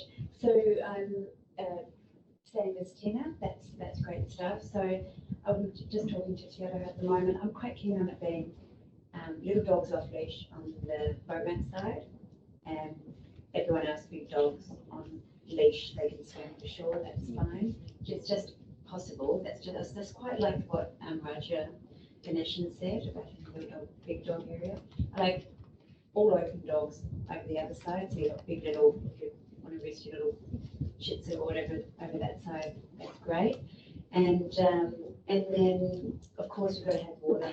I like Adrian's idea of that watering thing, and we've got to have compostable poo bags and a little doggy drop poo bag thing. That's just standard normal behaviour at dog parks. But yeah, I liked how the presenters, I thought they were really useful. Submissions were great. Matamata, of course, more inclined people to engage in Matamata people, but the idea of, slowly evolving into some activity. Has got some really great, knowledgeable dog people in that town, so they could clearly lead the direction of which way we'll go along the road towards Kilometre Road. Yeah, that's me. Okay. All right. So, sorry, did you just when you say off leash for small dogs? Yeah. Just have you ridden a bike around small dogs? Yeah. Where's the big dog? Whose definition is it? Yeah, but yeah, it's a that's good right. point. It's a good point, Russ. Yeah, take that. Where's the big dogs? Yeah. But I'm just thinking that freedom without them getting eaten. James Sainsbury. Yeah, no, really good discussion. I'm just sorry, have we finished the submissions yet? No, we haven't. So, That's yeah, what I was so going, really good discussion. that's what I was going back to. But I just don't want to circle back.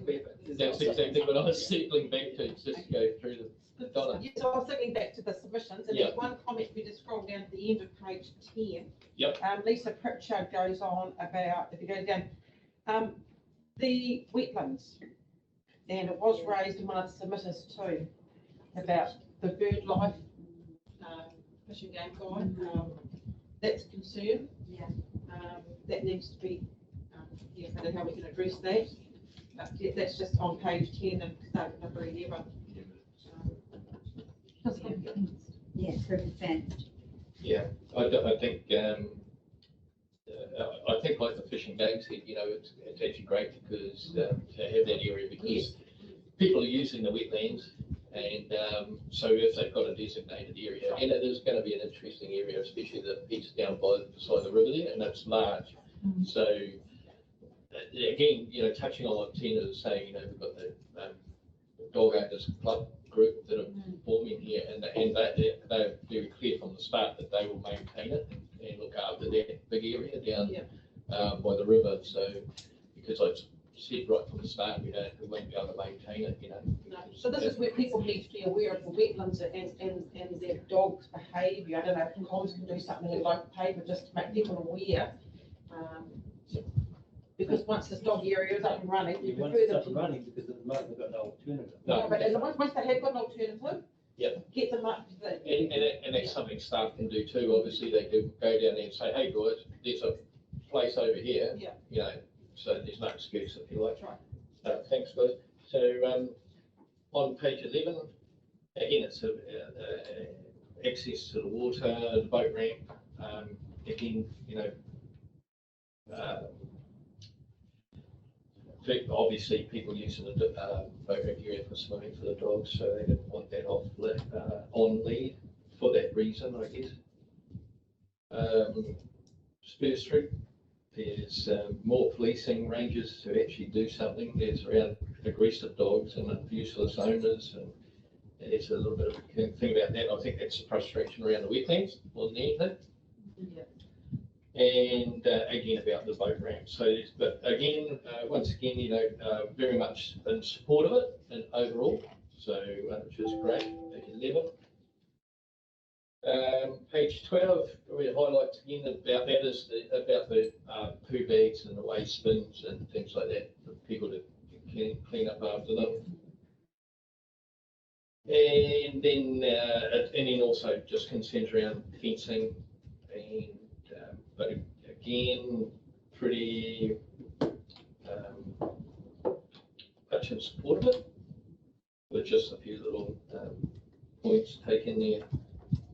Page 13, there's comments around the under the footbridge, a bit of flooding there. I guess that'll be the bonus of having the two areas, so obviously the high area, so and it's not all the time that it's flooded down there, so again, comments around the boat ramp. That and people are currently using the Terra Cemetery as a dog exercise area. So again, I think like Neil raised, if you've got somewhere designated for them to go, it becomes a bit of a place for them to take them. So I think we would get out there, and it's an interesting piece of land. What, the cemetery? Yeah, interesting in other ways. There's a big comments, and then people talking about see a stepson was bitten in the wetlands. Yeah. So. You might say, Had to be good at the wetlands. just remove that option.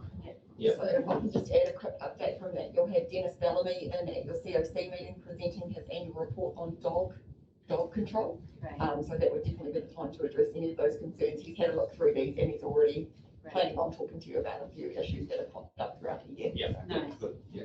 Excellent. And again, there's comments around the boat ramp area, which we discussed. Page 14, again, just in general, look, it's people support it, they like it.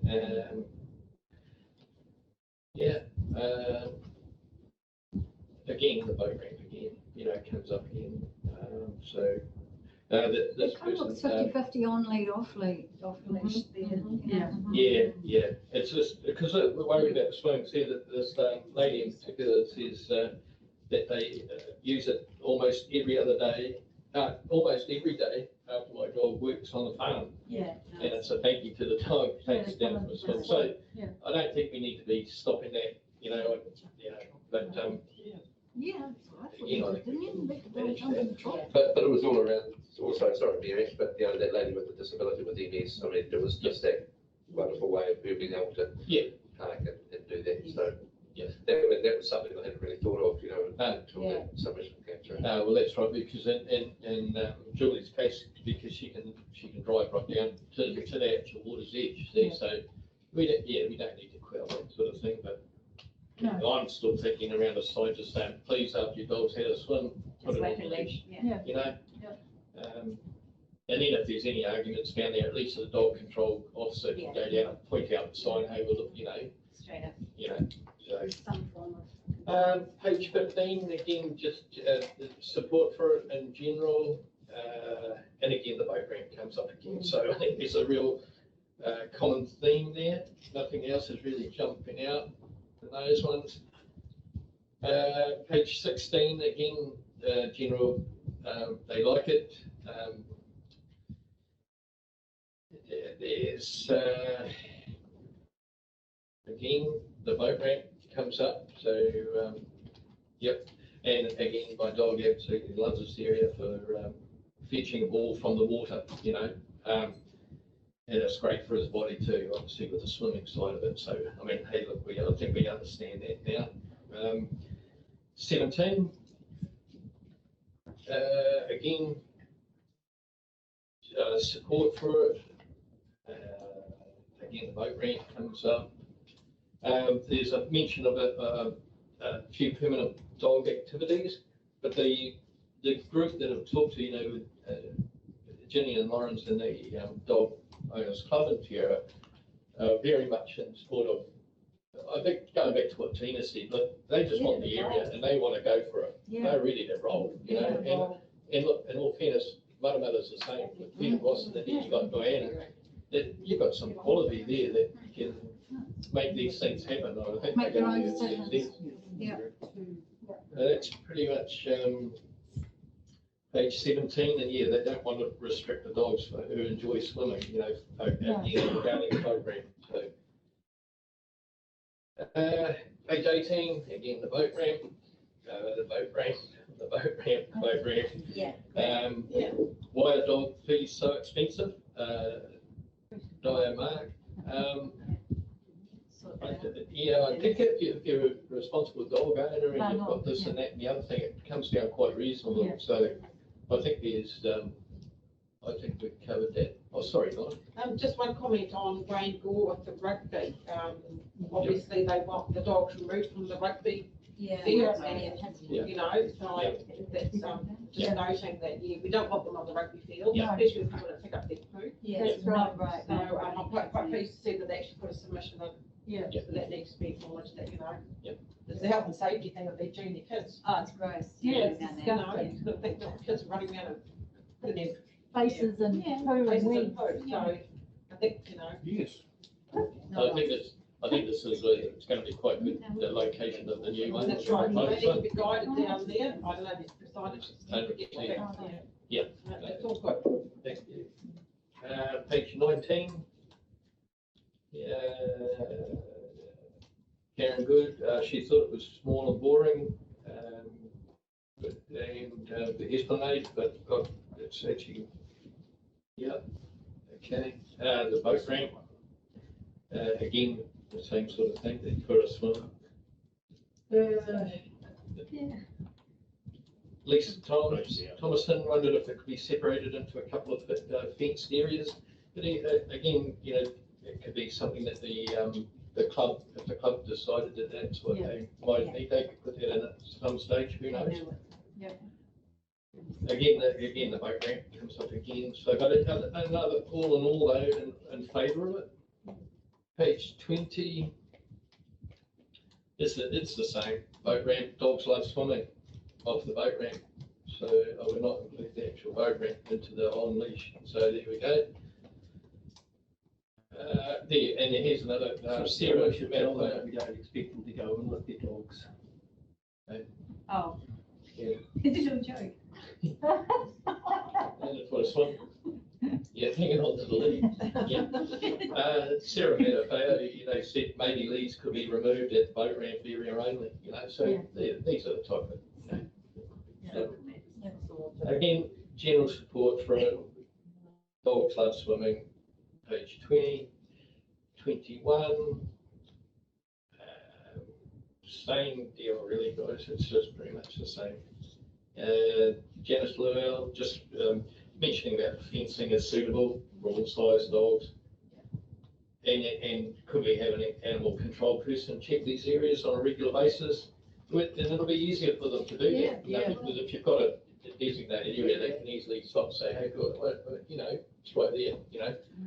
Again, it's picking up on what Neil said. If you don't have it, it's pretty hard. People are just going to do what they want to do. Page 22, again, pretty much the same. Everyone's pretty much in favour of it. Yeah. There's a person doesn't like it, wouldn't use it. The Esplanade, but again, the boat leash, the boat ramp. Boat ramp again. So pretty much the same sort of themes here. Yeah. So, sorry, it's just one of the themes coming through. It says there was one submitter, Pamela submitted 111, had fixed the flooding.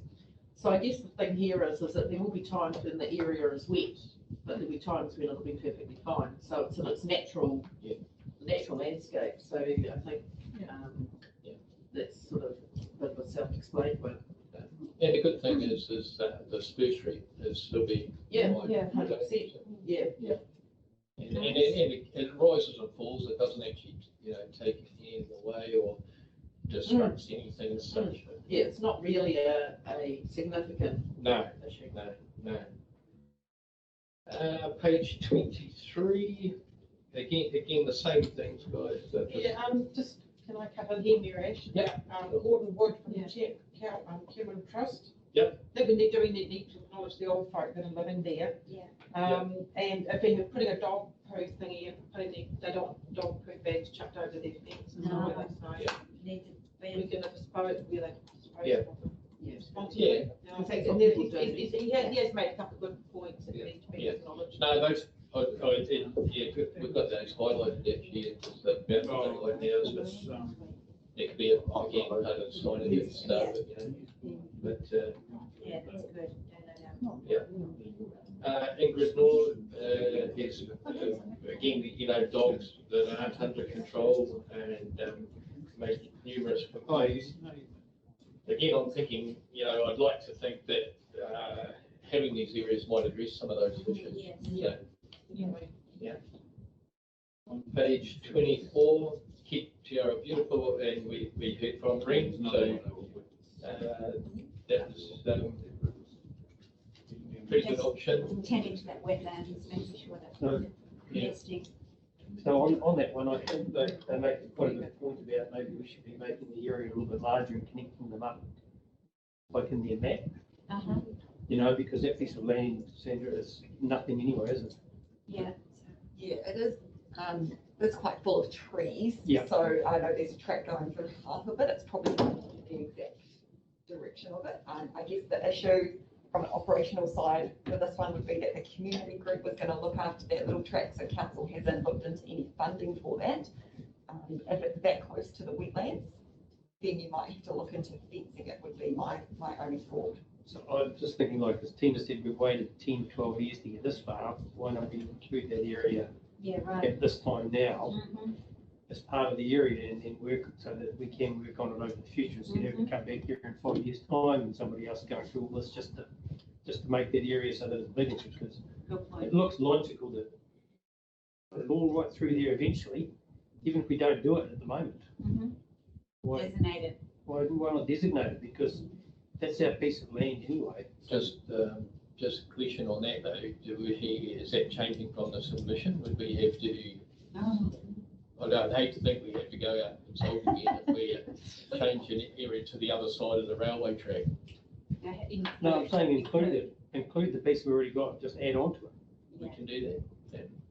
We can do what we like. You would not want to, I guess, change your mind without having to be able to consult affected parties too. So we're not changing our mind, we're actually adding on to the area. Yeah. So instead, we're listening to the submitters. So we're listening to the submitters, and that's what the people want. This is what we're supposed to be here for. I mean, and people are saying that some people are saying it's not big enough. So this is giving them the opportunity, and it's going to connect the two areas. And then also people are saying it's going to flood down the bottom. Well, this piece up here ain't going to flood as well. So, I mean, and in 5 years' time, people might just be working on that area instead of us having to come back here and do it again. Yeah, we're responding to this minute. I mean, if you look at the picture of 1, 2, and 3, it makes it a really decent area. The main complaint with Peria Road that people are saying is it's not a decent area. So at least in Tiara, we're going to have a decent area, and longer term, something's going to happen over the other side as well. Yeah, well, if we can add that into it. Well, I mean, we own that piece of land, and it's just like, it's a straight line down there. It makes, you look at that picture, what they put up of 1, 2, and 3, compared to what we've got, as our proposal. It doesn't, if you can bring it up on the screen for us or something, Sandra, because you look at. Yeah, if we can. Page 6 now. What's that? I just want to make sure so you're suggesting designating the pathway. I'm suggesting designating all this area here as well. Including the pathway. Including the pathway. Yeah. Okay, so longer term, that gives the people the opportunity to fill all that area in as well, and keep Terra beautiful to work towards getting that done and replanting it so that it's just a straight line up there. Yeah. So as a off-leash area. Yeah. So you're talking about the walking track, 2 walking tracks that are in the bush area, and the bush area is making that an off-leash area. Yeah, so not off-leash. Designating it now. Put them on a lead to go down to the other area. I'm talking about designating it now, so we don't have to come back here in a few years' time. No, but it's designated. We need to designate it now. As a dog. As part of the dog area. And what's the implications of that? So this is kept out of a beautiful suggestion up here. If this is something council would like to investigate, we can. We probably need to talk to Fish and Game, who own the neighbouring property.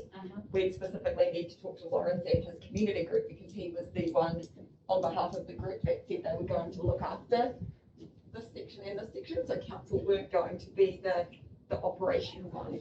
So I guess without speaking to them, it might be a bit hard to make that call. If council would like to go down that path. Okay, I can stand to be, like out on, but it just doesn't seem to me to be like, with that area there, like, it's a fence that's the issue. Sorry, I'm not trying to be difficult. No. I'm just thinking we could at this stage, if it's what council would like to do, go with this area here. Go with this area here and say that council staff will discuss with relevant parties and come back to you on the connection, if that's something you'd like to do. But we could pass that today. Yep, so you we could pass this all that. area and this area and ask staff to investigate that further, but that's up to you. I don't want it to get complicated again, and we get Fish and Game saying, no, we don't want that area. I can't, that area is not that great though, Neil, it's on a Yeah. bank side Yeah. going down through there, and Yeah. it's very Yeah. steep actually too. Like when you go, you walk I've anyway. walked it, yeah.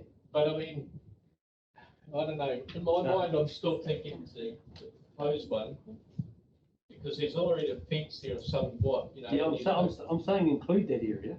Yeah. I'm just saying just include that as well, because. Yeah, I think if we include it though, then if we've got to go back and get other people's permission and then they turn around and oppose it, I don't know. Yep. And the reality is, it's designed as a connection. And it has to be on leash because of the neighbours, isn't it? And they don't want the dogs escaping and getting into the wetlands and stuff. So we definitely cannot not link. We can't do anything. Today we have to link those two pieces. So I think we have to go with what we've got I do too. right now, because basically they've just got to get from A to B, and they just need that walkway. That was always the plan. Yeah. And I think that's our best option right now. Yeah. And In 5 years' time, if we review it, We could have, and it has been as a consequence of actions that has actually been extended by people anyway, because people do that, then we review it then. yeah, I know what you mean, Neil, but I think too, the only other thing that doesn't sit that easy with me is this is very much pedestrians, this is very much walkers, and this is part of the wetland walk, you know. So by including that, are we then integrating the dogs back in with the walkers, you know, Yeah. whereas when we went and had a look at the land, you know, there was the gate there, and then it was only a very short walk, and then down here, and then you're down over the bank again, out of the way of people that are on the back to the other corresponding area. Because we also have to remember there's some people who actually are frightened of dogs, no matter what. Yeah. And, you know, they're not these people that we're hearing from today, they've got their dogs, but a friend of mine's absolutely terrified of dogs. I'm still comfortable with our proposed model, to be fair. Which, just to confirm, Can we get back to that? yeah, because it takes it right down, eh? The proposed one. Yeah. We can just, so, Yeah. so as you can see, there's the cut, and then the length was only a very short, and then down the bank to that area, and then through. Where they go. And so that link is on leash, right? Yeah. The dogs would need to be on a leash between the streets. Those pieces. Yeah. And then just let them go. Yeah. And there's gonna be signage at the gates, so, yeah. All right, cool. Do we need to fence both sides of that fence then? Yeah. Pretty steep bank. If you wanted to make it dog proof, but the grass is that long, look, the kikes are planted anyway. It'd be good to fence it though, could just, if there's nesting birds. You could put an etiquette here to keep them away from the birds or habitat or whatever. Real easy and clear that's the dog area. Yep. Tina. Sorry. Oh, sorry, I was just thinking, because in Keep Tara Beautiful, they were talking about, you know, where we've got the dog leg coming down, 0.92, so there's a hectare in there, because they were talking about growing and putting in more kahikatea trees and all that through that space as well, which is why in their view, they shortened it up a bit. But we didn't ever agree to that, did we? No, and it's not a very wide place. No, it's not. It's very narrow. It's only, we walked down through there, remember, and, I'm not sure if they, you know, need to do that, really. I'm not sure, but, I think they can, like, dogs are fine and around those trees, not while they're young, obviously. And that's their biggest worry. But I don't know, I don't remember ever approving that space. Only where they've been so far is all we've approved. and, yeah, I think it's, Yeah. yeah. I agree. Everything you said, Ash, was great. I think that's. So you're comfortable with that, Neil, when you look at that like that? I understand what you mean, though, I'm Neil. It comfortable sort of with looks. the decision. I mean, I'm comfortable with the majority rule, yeah. Yeah, okay, that's cool. Okay, we're moving on to, oh, that's, yeah, page 24, and then we've got Julie and she presented well today and let us know about the swimming by the boat ramp. And the same thing from Zane Kale, just give it off this boat ramp again. Are we going to require some sort of educational, as you were saying about the fish hooks, or something, a sign to say, clean up your fishing gear with the dogs? Maybe they could incorporate some of the signage, because I have been hit with complaints about fish bodies and that dumped in there too, so yeah. Page 25, again, pretty much exactly the same. And, right, okay, so exhibitions there. Page 28, I'm not sure what page that's on for you guys. That's with the Matamata ones. Now, we had a MN4 submissions, number 4 submissions, and that was on behalf of 229 Matamata community members. Now, they did a Facebook poll that also was like the idea of the swap park. And they didn't necessarily agree with the Peria Road, and their Facebook poll showed that people supported Swap Park over Peria, and so we're just noting those ones there. I think they're probably mostly from Lines. Yep. And I think a lot of people thought that they were going to turn the entire Swap Park into a dog park. I don't know, they realised it was right down the end. That's right, that's right. Stu Beatty, it was good to see Stu on the Zooming in. And he actually raises an interesting point, because the population of the town is growing the other side. It's not something that we have to necessarily be onto now, but it may be when there's a public space and it can be in our resolution though. We can put, in mind for future. Well, it just depends where council reserves. That's the council duties comment. Yeah, and again, it's how beholden is the council to providing recreational space for people that choose to own dogs. Page 29.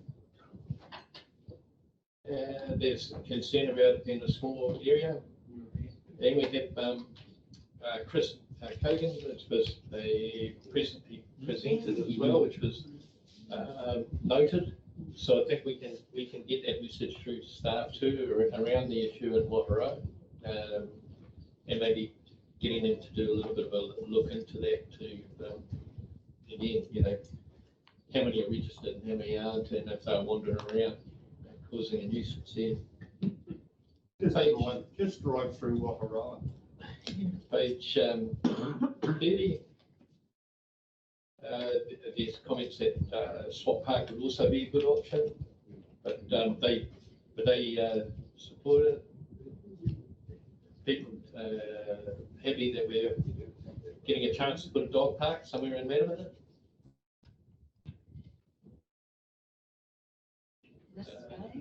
There's comments around that they didn't feel it was suitable parking and the road is too busy, but there is the option, obviously, of putting those in that tight corner there. So, because I guess that's the thing, is around the parking in that area where that shed is. The other thing, I'm trying to remember where the 50k sign comes in, and I drive that road a lot, and it's like, where is the 50k sign? It's the other side. Yeah, I think it is. Is it the town side or the Peria side? It's Good. Yeah, that's good. I think. Good. Yes, it is within the 50k zone. Perfect, thank you. Yeah, that's why I thought it was closed. But generally, a lot of support for that there. Someone suggested they need a public toilet there.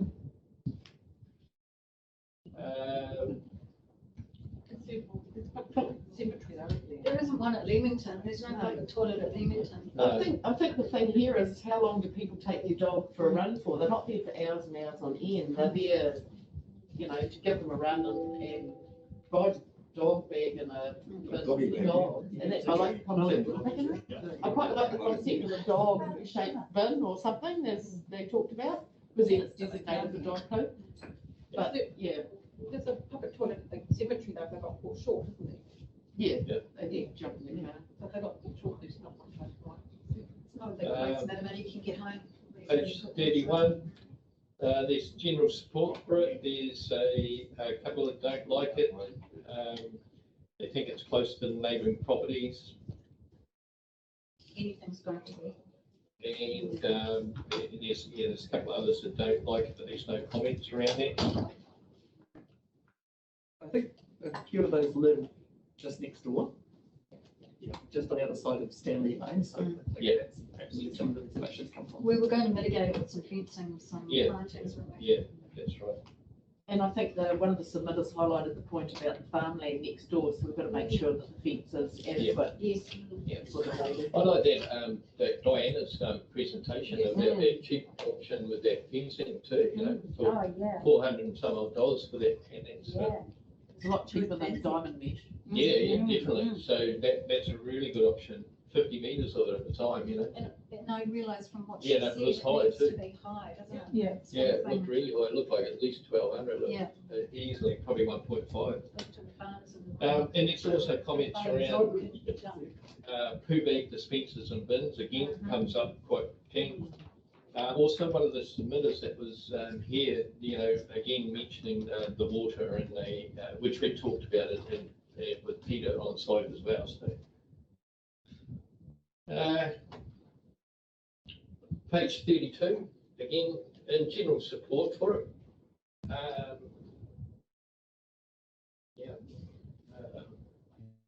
There's even a neighbour that doesn't have a dog, but as a close neighbour would have no objection to the reserve being used as a dog exercise area. So that's very good. I kind of like the idea of removing off-leash area in Founders Park. I don't see the sense of that at all, being an off-leash area. Yeah. Founders Park. It's not surprising. It's surprising it's not. Oh, Founders Park. Yeah. Founders Yeah, Park, yeah, that's right. Yeah. But I guess the point here is that it's there, it's not significant. If people, we're creating somewhere where it's enclosed, they can take their dog there, so, yeah. Another submitter, Moya Young, you know, she likes it and would use it. She made a comment she would have preferred Swap Park, but I think, you know, in general, and if you look at page 32, they seem to be in favour of it. I like it and would use it. It's coming across.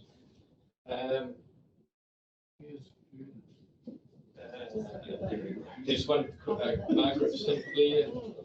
She's assuming that Swap Park will still be available for dogs to use. Is this correct? Or will they be banned from it? I don't think they'll be banned from it. They're just going to have them on the lead, you know, it's like, and just responsible people. So, yeah. I think it's highlighted the fact that Swap Park is an on-lead park, and I don't think people sort of realise that, but they might, they'll continue to do what they do. Yeah, and I think the other thing that was highlighted too was around flying model airplanes and doing different things like that with little activities as families. And that's where people running their dogs off leash doesn't, you know, they should be on it. Yeah. Page 33, again, pretty much in general, there's a comment, as Kevin said, please fully fence the furnace and docking. Yep. There's support for it. Even, and there's another one, number 85, that likes it, but it seems like Swap Park would have been a better option. Yes, so been through there. And yeah, just to highlight, I did actually go and have a look at the furnace off-leash park area. It's off down Everard Street, Bruce. It's like quite a nice area, but again, the road is very narrow, and so for people to drive there, it wasn't really going to be offering any solutions, and that's why. Do you want to put it up a bit more? Page 34. Area by Russell's place. That's cold. Page 34. Where's it? General support for it again. Also talking about poo bags and bins. Number 97, Karen doesn't like it, wouldn't use it. Talking about parking, and Swap Park is the only large safe area. I don't think she understood. Not, Yeah. that we were still talking about roadside parking, there's no way you can off-street it. Yeah, Burwood. Yeah. Yeah, because a lot of people actually are parking on the grass on Burwood Road, on Swap Park. They're not, they're riding the curb or going, and they've been parking in the helipad area when they shouldn't be. Submission number 98, Diana Bird on 34 again. We heard from her. I thought that was an awesome presentation that she's done. And I think it'll be great with people at the Rotary to get together with her, or someone like her that has knowledge, being a dog trainer as well. She's very on to it. Yeah, which was outstanding. The only thing will be is that council will need to have a relationship with them so that, when they do stuff, that there's a certain amount of, control's the wrong word, but it's just that they don't go to the point where it makes it hard for keeping it mowing or, it makes it too complex. It's the only, council has to have a relationship. It's like the Centennial Drive Committee and Tom Grant Drive Committee, that there's a really good constructive relationship. Yeah, New well, Brighton. MOUs come New with Brighton. New Exactly. Brighton, Page 35, again, the poo bags, the watering and comments around Founders Park. It's an off-leash area and it has no fences. I was just wondering why that is.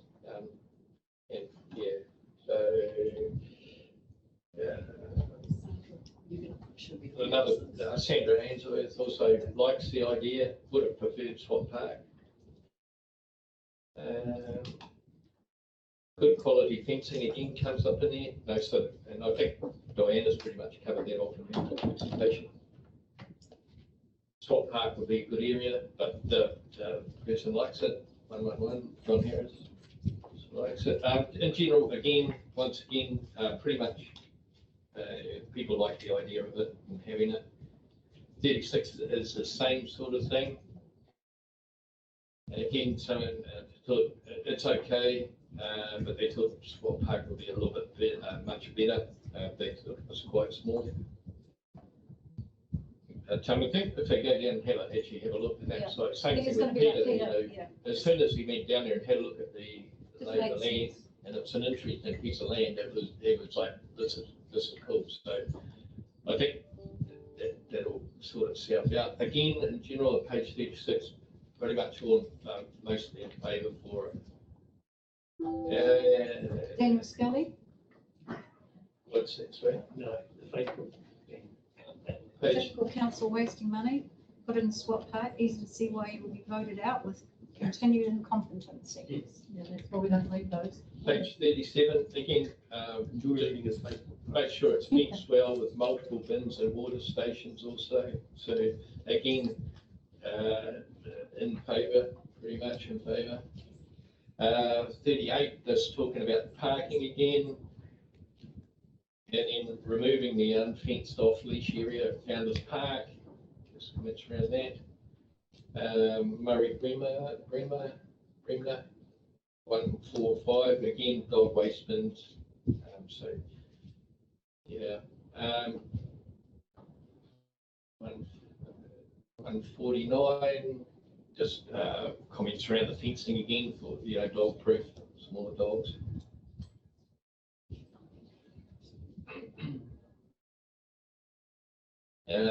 152, Daniel Skelly is make Swap Park, put it in Swap Park, exclamation mark. 153 on is pretty much all, they like it, like it. And 161, Lynn Brown, Swap Park is a far better area. 39, again, pretty much all in favour of it. 165 submitter doesn't like it, and the dog has been attacked more than once while in off-leash areas. People do not feel that they have to control their dogs in such areas. So I'm guessing she's opposed to off-leash areas in general. So just keep that in mind.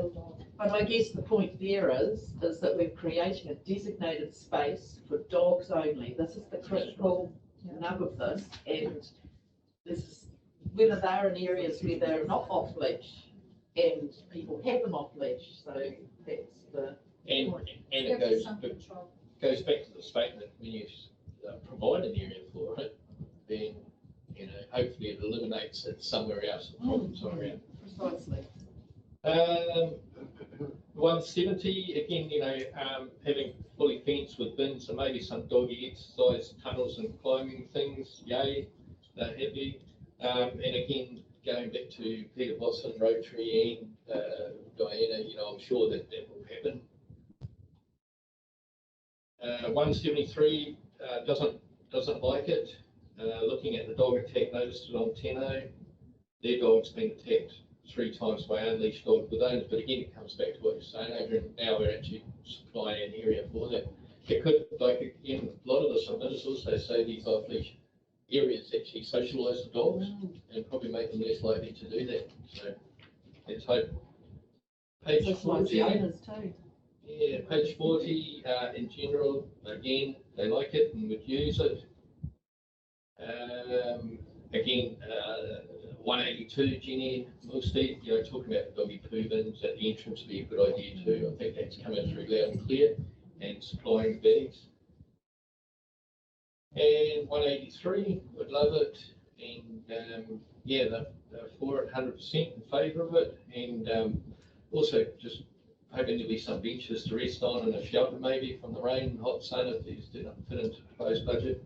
I'd be happy to lead a fundraiser to provide any extra embellishment. So Yeah, nice. I think you're going to find that, you know, this is what I'm hearing from the communities, that the groups and the clubs and that are more than happy to just get in and pretty much we're just facilitating it, you know. And I think, like say, Adrian, with an MOU in place, I think that'd be pretty right. And then 41 is obviously these ones on the Facebook ones. So we'll take those as being read. So if I can just jump in quickly for a second, the one there, that is one that Daniel specifically asked to be attached to his submission, so that's considered as part of his submission, and then it's when you get into the page after that, that's the general feedback. And we've also got just that one late submission that came in yesterday morning to consider as well, which I'm happy to read out if that's easier. Yep, that'd be great. So it's from Linda Newton from Te Aroha. Personally, I wouldn't take my small dogs to an off-leash area where there are large dogs running free due to the risk of another dog attacking them. Would much prefer a separate area for smaller or toy miniature dog breeds. I'm sure there are many owners of smaller breeds who would not use these areas for the same reason, and it's a pity smaller dogs have to miss out on fun off-leash areas. Remember a comment that making your puppy or your young dog go to a dog park was like taking your young child to a pub to socialise them. It's just the late submission to consider as well. And behind me, I've got Dennis Reserve up, just for those of you who aren't 100% sure where it is. So this is the area we're proposing here in Perry Road.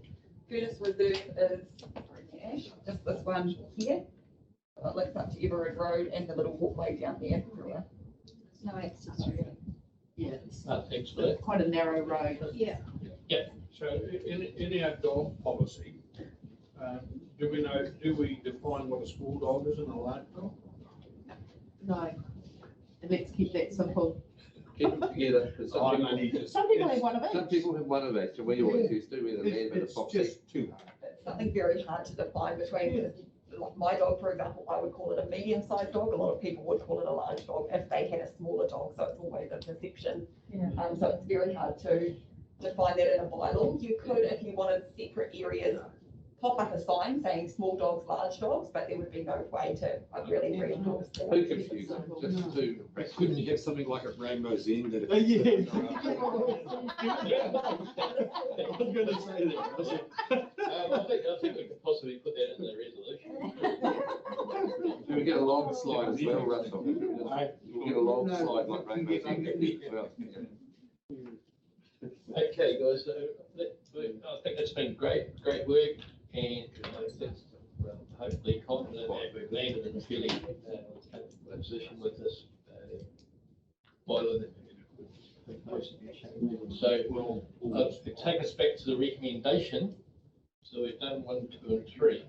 I can just get Steph to bring the map up again so we can go through the Te Aroha areas one by one, if that's okay, because they're all broken down into those 3 different areas for your consideration. Oh, right.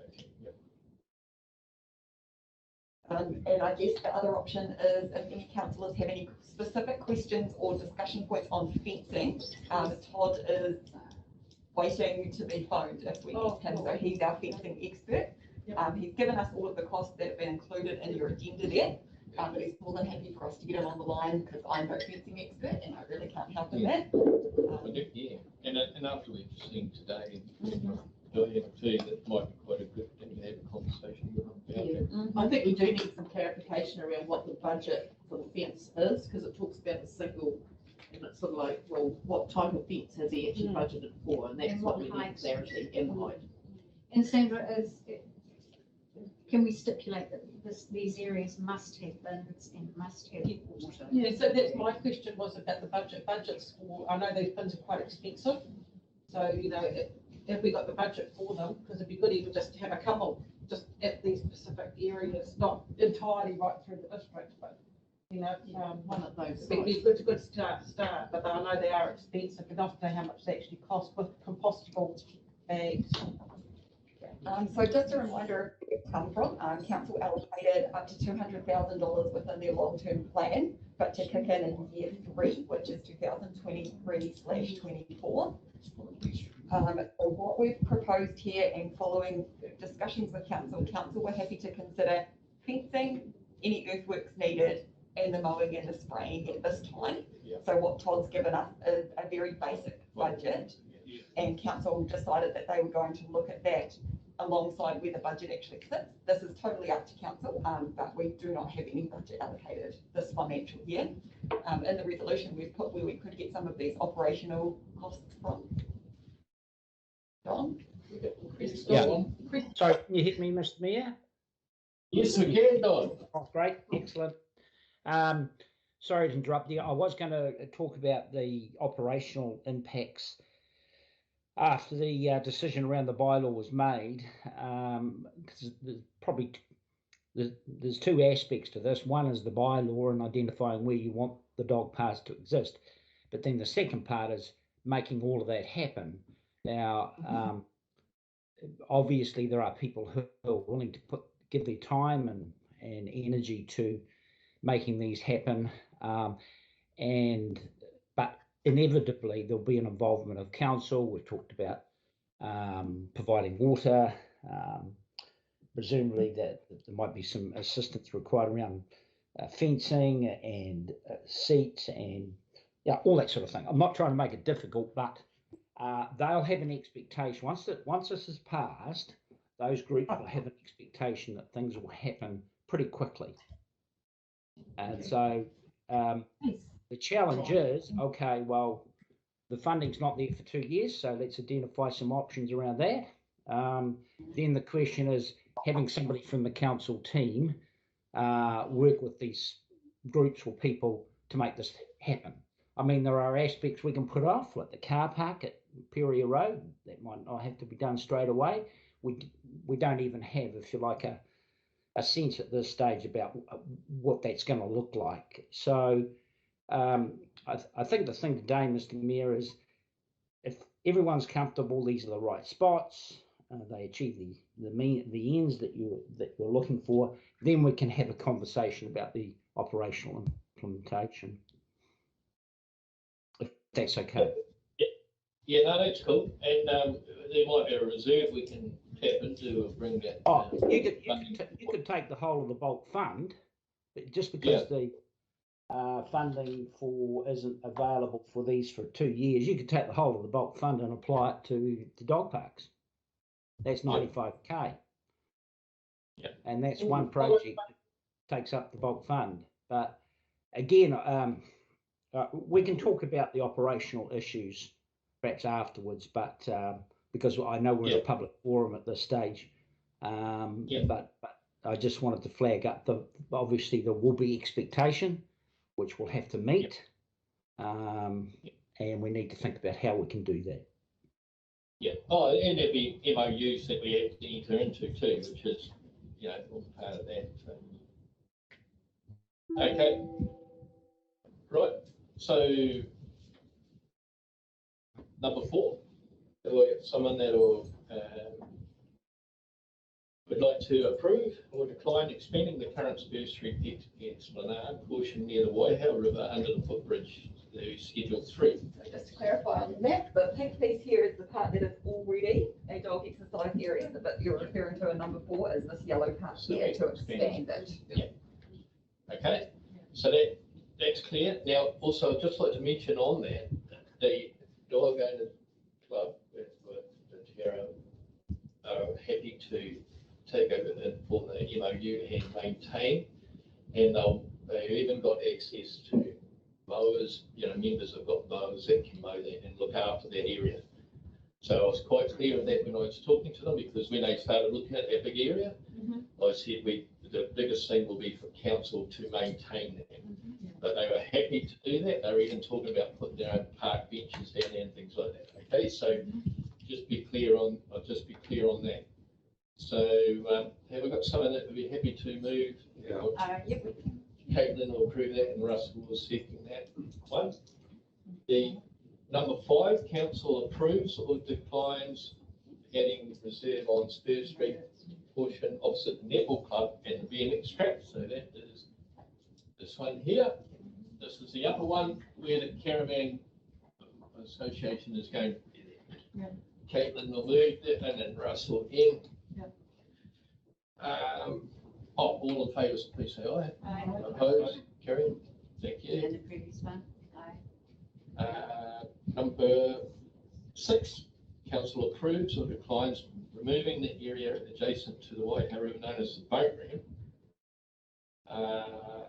Dog exercise areas of the dog control bylaw. I'm looking, maybe Tina, do you want to raise that, or would you be happy to?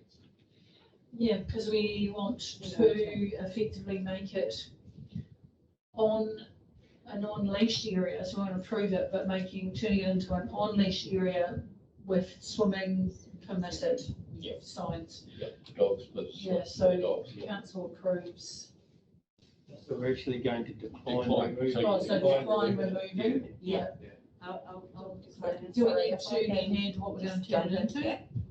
So what we're asking for you here is if you approve removing it as an off-leash area.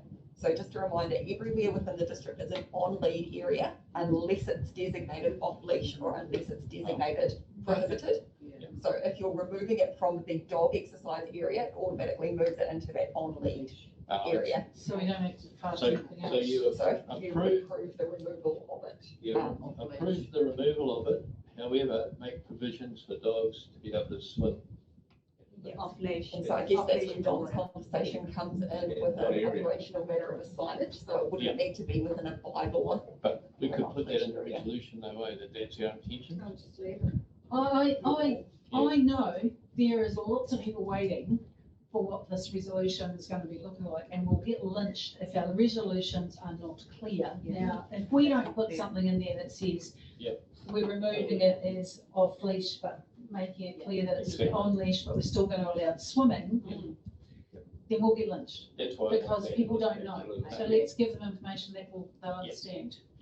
So number 6 needs to be council approves declining or approves removing the area adjacent to the Waihau River and known as the Terra Boat area from Schedule 3 as an off-leash and changes it to, I know it says, you get the wording, and changes it to on-leash with swimming prohibited, swimming permitted. That's right.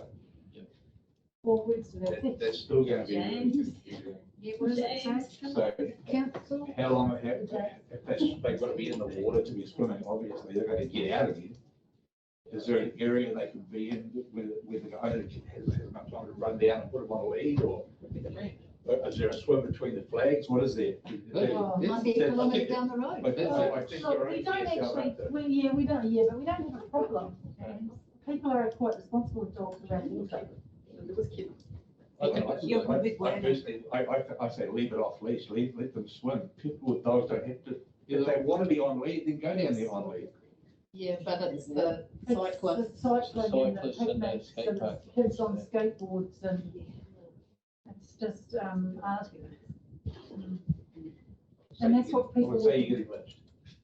That's what people were, that was the biggest issue, was we've got a mix of activities down there. How do we create a friendly mix of activities without people, the small dogs off lead will run around bikes, wheels. And it can be down, and the accidents that we've had down there have been just that. So we have to be very wary of, we're giving them two quite big areas, and as I said, we've got this already an amenity that would be good if we can still if dogs can still utilise that.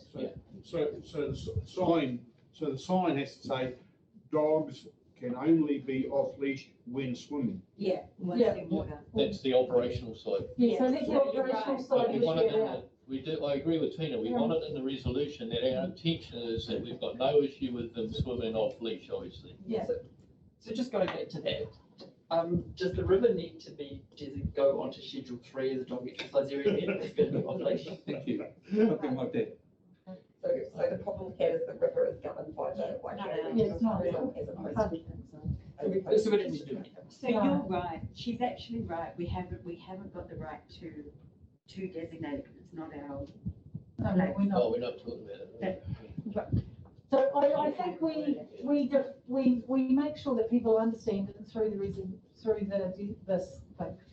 Jeepers, that it will still be an on-leash area with swimming in the river permitted. That's all we have to say from a governance perspective. The staff now need to operationally go manage that, and whether that's through signage or whatever, that makes sense, doesn't it? Yep, so if I can suggest a resolution wording. If Yes, you please, yes, please. So council approves removing the area adjacent to the Waihau River and known as the Te Araha Road Ramp area from Schedule 3 dog exercise areas of the control bylaw. So that will automatically put it into that on-lead status. Yep. Comma, or I'm not good with punctuation, but our intention is to still allow dogs to swim in the river whilst on lead, or whilst remaining on lead on the land, something to that effect. So it doesn't change the wording within the bylaw, Correct. but it is signalling a very strong intention to the community. Yeah, so yeah, that sounds great. Can I suggest that it's that thing with the full stop, and then it says this shifts this area to an on-leash area? Yeah. But does not affect the ability of dogs to swim in the river, because actually we've got no. We've got no direction about whether. We're just waiting for Can we repeat just a second? Oh, so I was going to say, so that what you just said, period. This shifts this area to an on-leash dog area, and does not affect the ability of dogs to swim in the Waihau River. Which and then you could, to cover ourselves, it would be that's outside the jurisdiction of the council. So moved by Tina, seconded by James. You want to second that? Or Second it. I mean, we'll let Caitlin, all in favour, please say aye. Aye. Opposed? Aye. Kevin? Yep, noted. Okay, thanks, Kevin. Number 7, council approves and declines adding Peria Road Reserve, Matamata portion excluding memorial plantings and pathway to Schedule 3 dog exercise areas of the dog control bylaws. Someone that would happily to move that. Sue and Adrian, all in favour, please say aye. Aye. Opposed? No, sorry. Carried. She's just delayed. Number 8, council approves or declines up to 16,000 capital expenditure from Parks Bog Fund for the purpose of fencing, earthworks and signage. Definitely approve that, yes. And someone second. This is the capital expenditure. Yes. I would just like some clarification around what the minimum services that the council is going to deliver. Yes, for 16,000. Up to 16. So I totally understand that there's other groups. So it's fencing, earthworks and signage. Well, I totally understand that there's some community groups whose investment, enthusiasm, everything we're going to channel. Yep.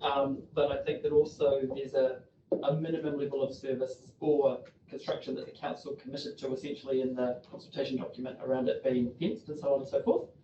So I just think that whoever moved that, I'd appreciate some clarification about what does that mean? Is the minimum that the council is providing is a dog-proof fence around all those areas and that's it?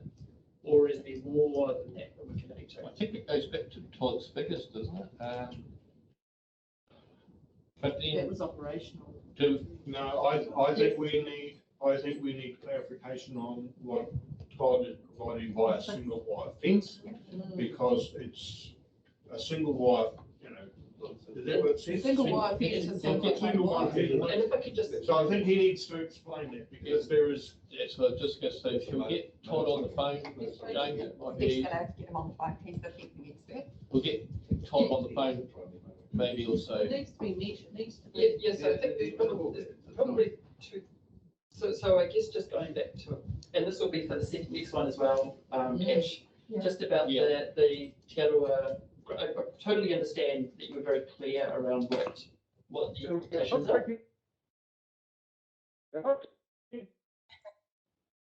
Yeah. G'day, Todd. Hey, g'day, how you going? Where are you? Yeah, no. You still there? Yep, whereabouts are you? If you're in the car park, can you come in? It's hard to hear you. Is that You're better? gone. No? Is that better? Yeah. I'm not going Hey, to Todd, get I'll get fucking wet. Yep. Hey, we're just talking about the, we're down to the item 8 on the agenda item, and we're talking about the capital expenditure. Yes. We're just wondering, because it's been quite clear today from the submitters, is that they'd like, obviously they'd like poo bags, the bins, and the other thing is we had a presentation from Diana in Matamata that's very up to play with the dog areas, and she's also supplied information around a fencing style and solution, dog-proof fencing, which was one of the cheap options. I don't know if you saw that, you know, she's talking $450 for a 50-metre roll. Right. So. And water. What are we getting for 16K? And water. I know when we walked over the Perry Road one, we were talking about the water for with Peter Voss, and because there was also troughs there anyway, so there was a water supply to that property. So we're just trying to get an idea on what we need to approve there for the capital expenditure. Yeah, so the 7-wire fence was just the option that we went with as far as the something. If they're wanting netting at the bottom, I'm sure that's not going to be too much more to stop the little dogs getting in and out, if that's what they were wanting. It wouldn't be too... What was that, sorry? How did you want it? No, that, well, if you're talking about the fencing that that was proposed today by Diana, you wouldn't need netting at the bottom. It's just the fence. It's the fence. You know, that would do small dogs, medium, large. You know. Okay, well then that would be fine. Yep, no, that's fine. Yep. So those costs would be reduced a little bit. Yes. Yep. Where is he? Well, how did that sort of, that price sounded quite favourable for 50 metres at a time. Would that work into this capital budget? We're just questioning around whether what the 16,000 gets us, or doesn't get us, or is that figure wrong? You know. I think he needs to come in. That was. Yeah, I can come in and probably talk to you directly if you want, Ash. But that was based on. Yep. Okay, I'll do that. I'll pop in there. I'll only be about 5 or 10 minutes away. Okay, mate. That'd be cool. Thank you. See you soon. See you soon. Yeah, bye. Because he mentioned 7-wire fence. Yeah. And that would be fine. Yeah. But we just need clarity around what he's saying. Yeah, I don't even particular, like I don't. Hang on a second, guys. You guys talking about James?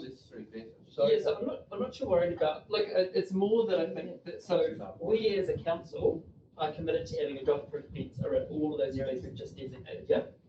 Yeah. So not including the esplanade? No, not the esplanade either. So the esplanade is not going to have a dog-proof fence around it? So the esplanade area is going to be managed by the community group? Yeah. Okay, so that's fine. So that, but if they don't put it up, Yeah. are we doing that? Because the consultation document where we asked everybody whether they're okay with that, correct me if I'm wrong, Sandra, but we implied that it was going to have a fence around it. So we made it very clear that the mix disappeared, the reserve on Spur Street, we were going to fence, Peria Road, we were going to fence. But the Spur Street Esplanade, the larger area by the river, was up to the community group. So it may not be. So it is currently fenced for cattle. But it may not be, it may not have a dog proof fence around it, correct? Yeah. Okay, and then I guess my second question when Todd comes in is the $16,000 capital expenditure from the Parks bulk fund, what are we not doing because we're putting that into the dog parks? And similarly for the 12K operational budgets for mowing and boundary spraying, what are we not doing because we're putting it into the That's to dogs? be added to the budget. But do we have the capacity to add that to the budget? Since it's, he's only got to presume. Mr. Chairman. Mr. Chairman, I think if this could just be helpful, I think that this is the conundrum we've got, is that at this stage you're identifying those areas which you feel are appropriate for off-leash dog use.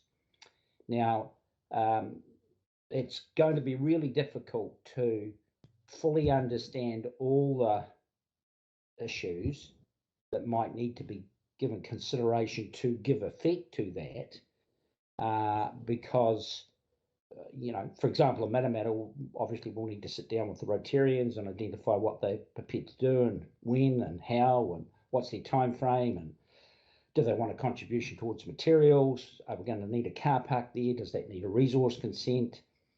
All that sort of stuff. I'm just mindful that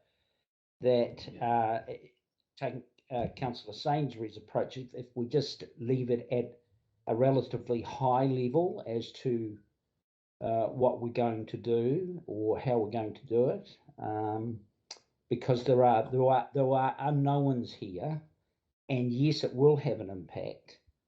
And the bulk fund was simply a way of progressing it because we don't actually have money in the budget for another 2 years anyway. But I don't think anybody will be prepared to sit around and wait for 2 years. So making the decision about what areas, we know there are some challenges, but to try and resolve them this morning, Mr. Chair, I think the operational challenges, I think, is a little challenging. Can I jump in on that? Just following on from that. So of course, I understand all of that, but I think both Tina and Bruce touched on this idea that what's the minimum standard that we're providing, and everybody else plugs in around that.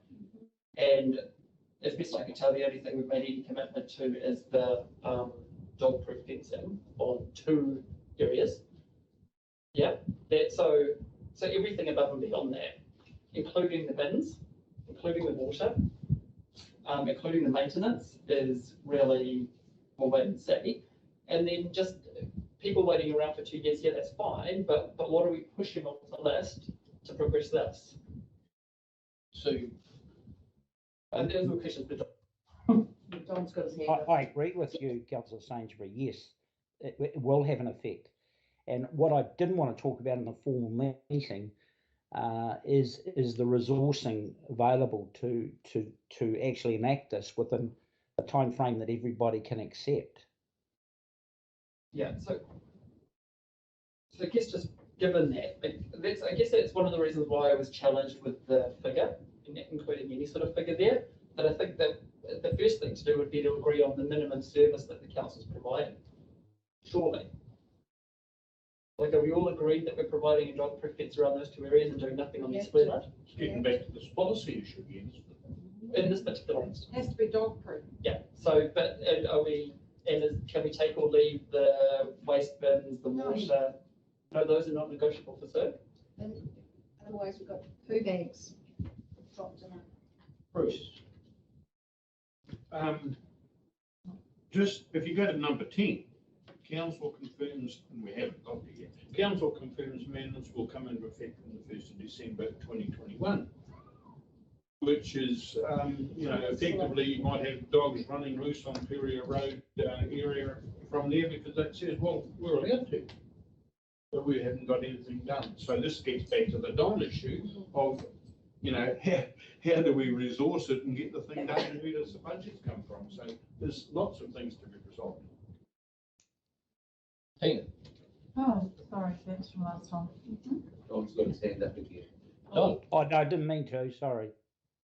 Oh, Donna? I think, going off to Councillor Sainsbury with the minimum will have to be a dog-proof fence. And I don't even think a 7-wire fence would be minimum, because a little handbag dog could squeeze through those, unless it's electrified, so it needs to be a mesh fence. Electrified, The doggy bags and the poo bins, I know we've just increased the fees, but maybe next year round we increase the doggy fees to that get financed out of the dog fees. So they You've got your rural dogs and your town dogs. I know, but that's one of those things that they might. Yeah. But because dog fees haven't been put up $1 this year. I believe they were exactly the same or very, very close. Very close. So they could be increased to cover that cost of those. So the minimum is dog fences and water. You really are the dog person. And the fencing can be attached really easily to the existing fence.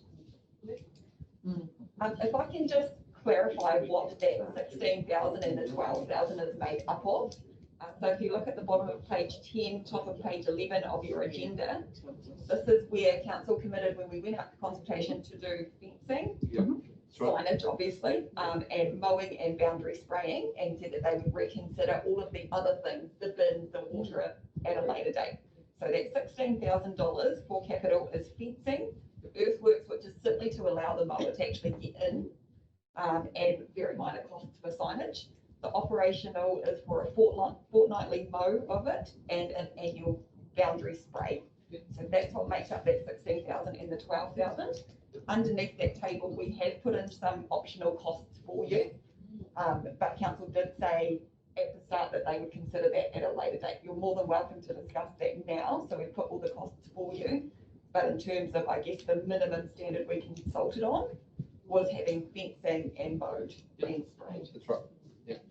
And because the chair ones will be the top is the Tiara one that's already got a trough already? Water trough? Which one's got water trough already? There is one at the Peria Road site. Peria Road. I believe it is so there is a person currently grazing it just for free that is well aware of the process that's happening. I believe it's actually their trough. But after speaking to Peter, Peter Boston, they are more than happy to start providing a lot of those things, especially if council was providing those minimum standards. Russell? The dog club in Tiara that's going to look after down by the bridge, we're going to have an MOU, and we're not going to enforce that they have a dog-proof fence. I thought one of the reasons for having a off-leash area was to protect people as well. That's giving dogs a place to roam. Yes, I don't think there'll be too many pedestrians down in that area that we're talking about though,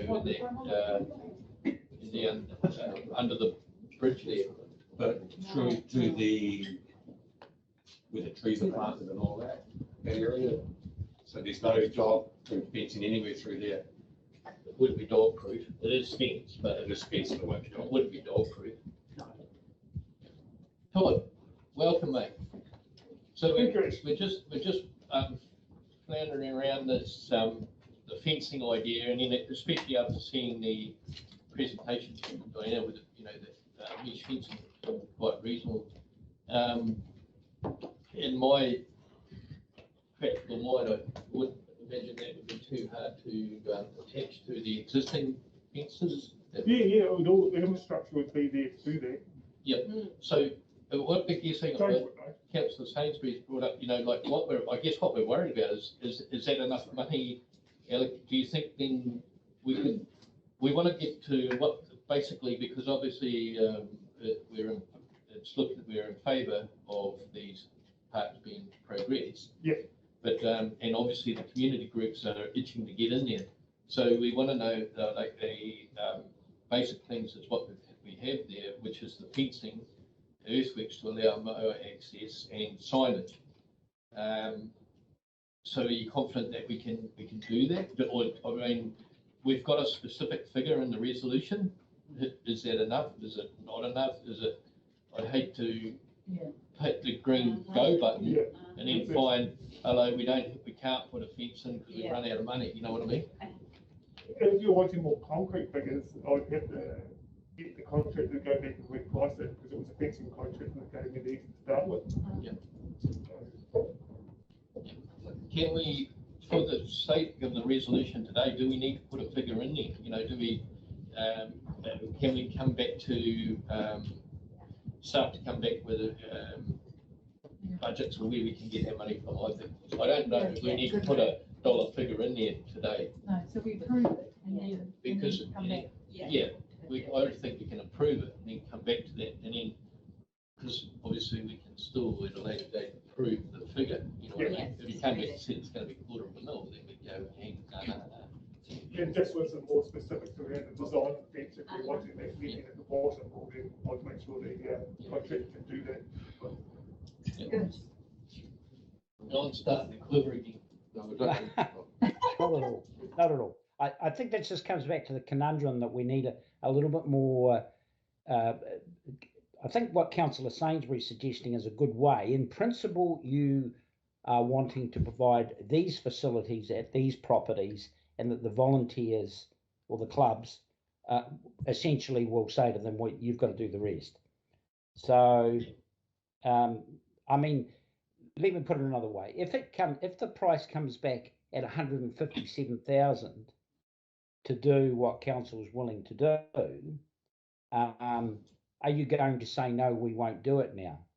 I mean, essentially you're committing. Yeah, we're committing to do it. That's right. No, James.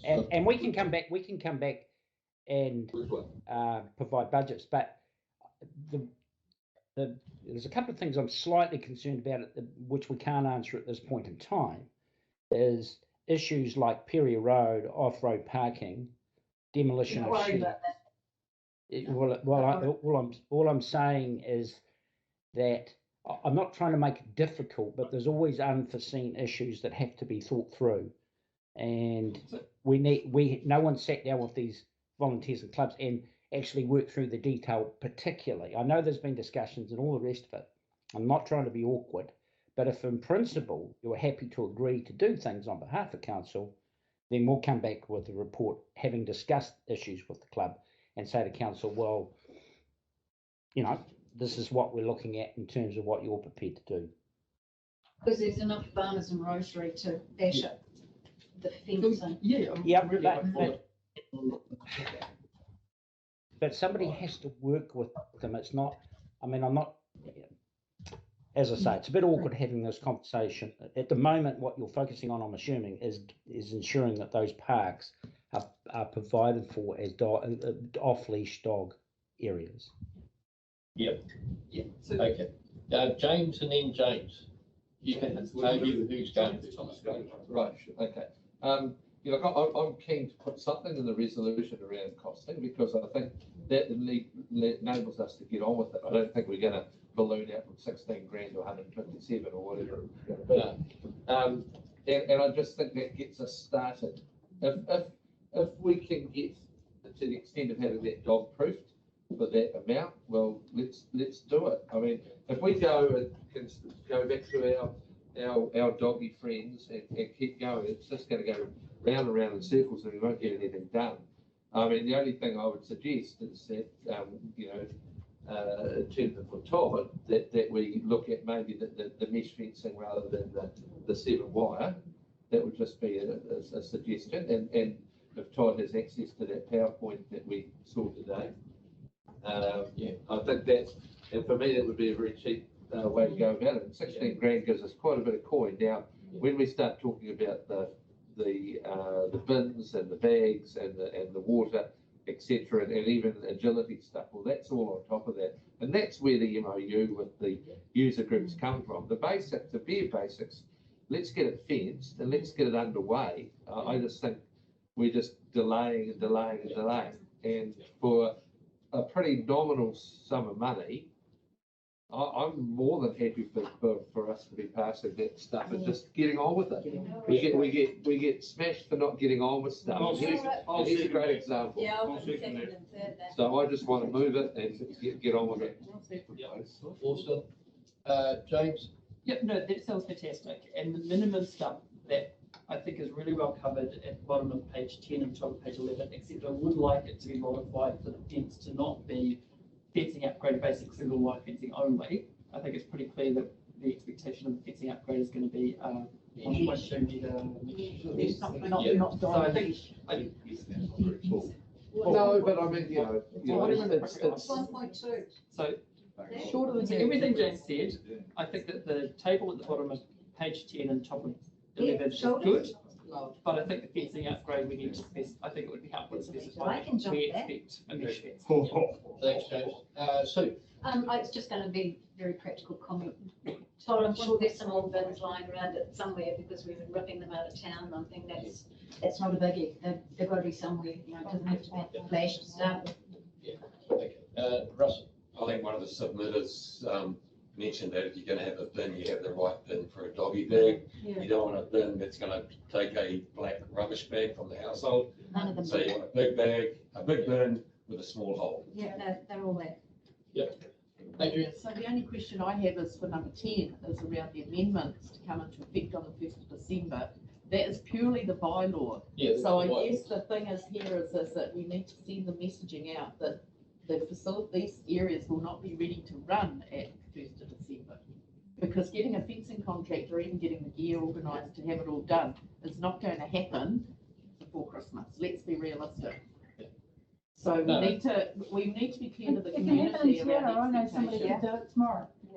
And the thing was, John said about getting somebody to manage the people. What's happened with the cemetery fence? We left it to Lions and let them get on with it. Didn't we? Yeah, we're getting off topic here anyway. Yeah, no, but I'm trying to say, they can Right. measure up. So, have we got James Sainsbury is going to, I'm going to second James Thomas's. James, yep, yep, that's fine. And do we, those figures, you're happy with those figures in there now? Yeah, they're for us to work with. Yeah. If we get a blowout, we come back to the Yep. table or we start We with always the user groups, but it gets us started. Very good. And I think that's really important. 8, 9 and 10, moved by James Thomas, second by James Sainsbury. All in favour, please say aye. Opposed? Carried.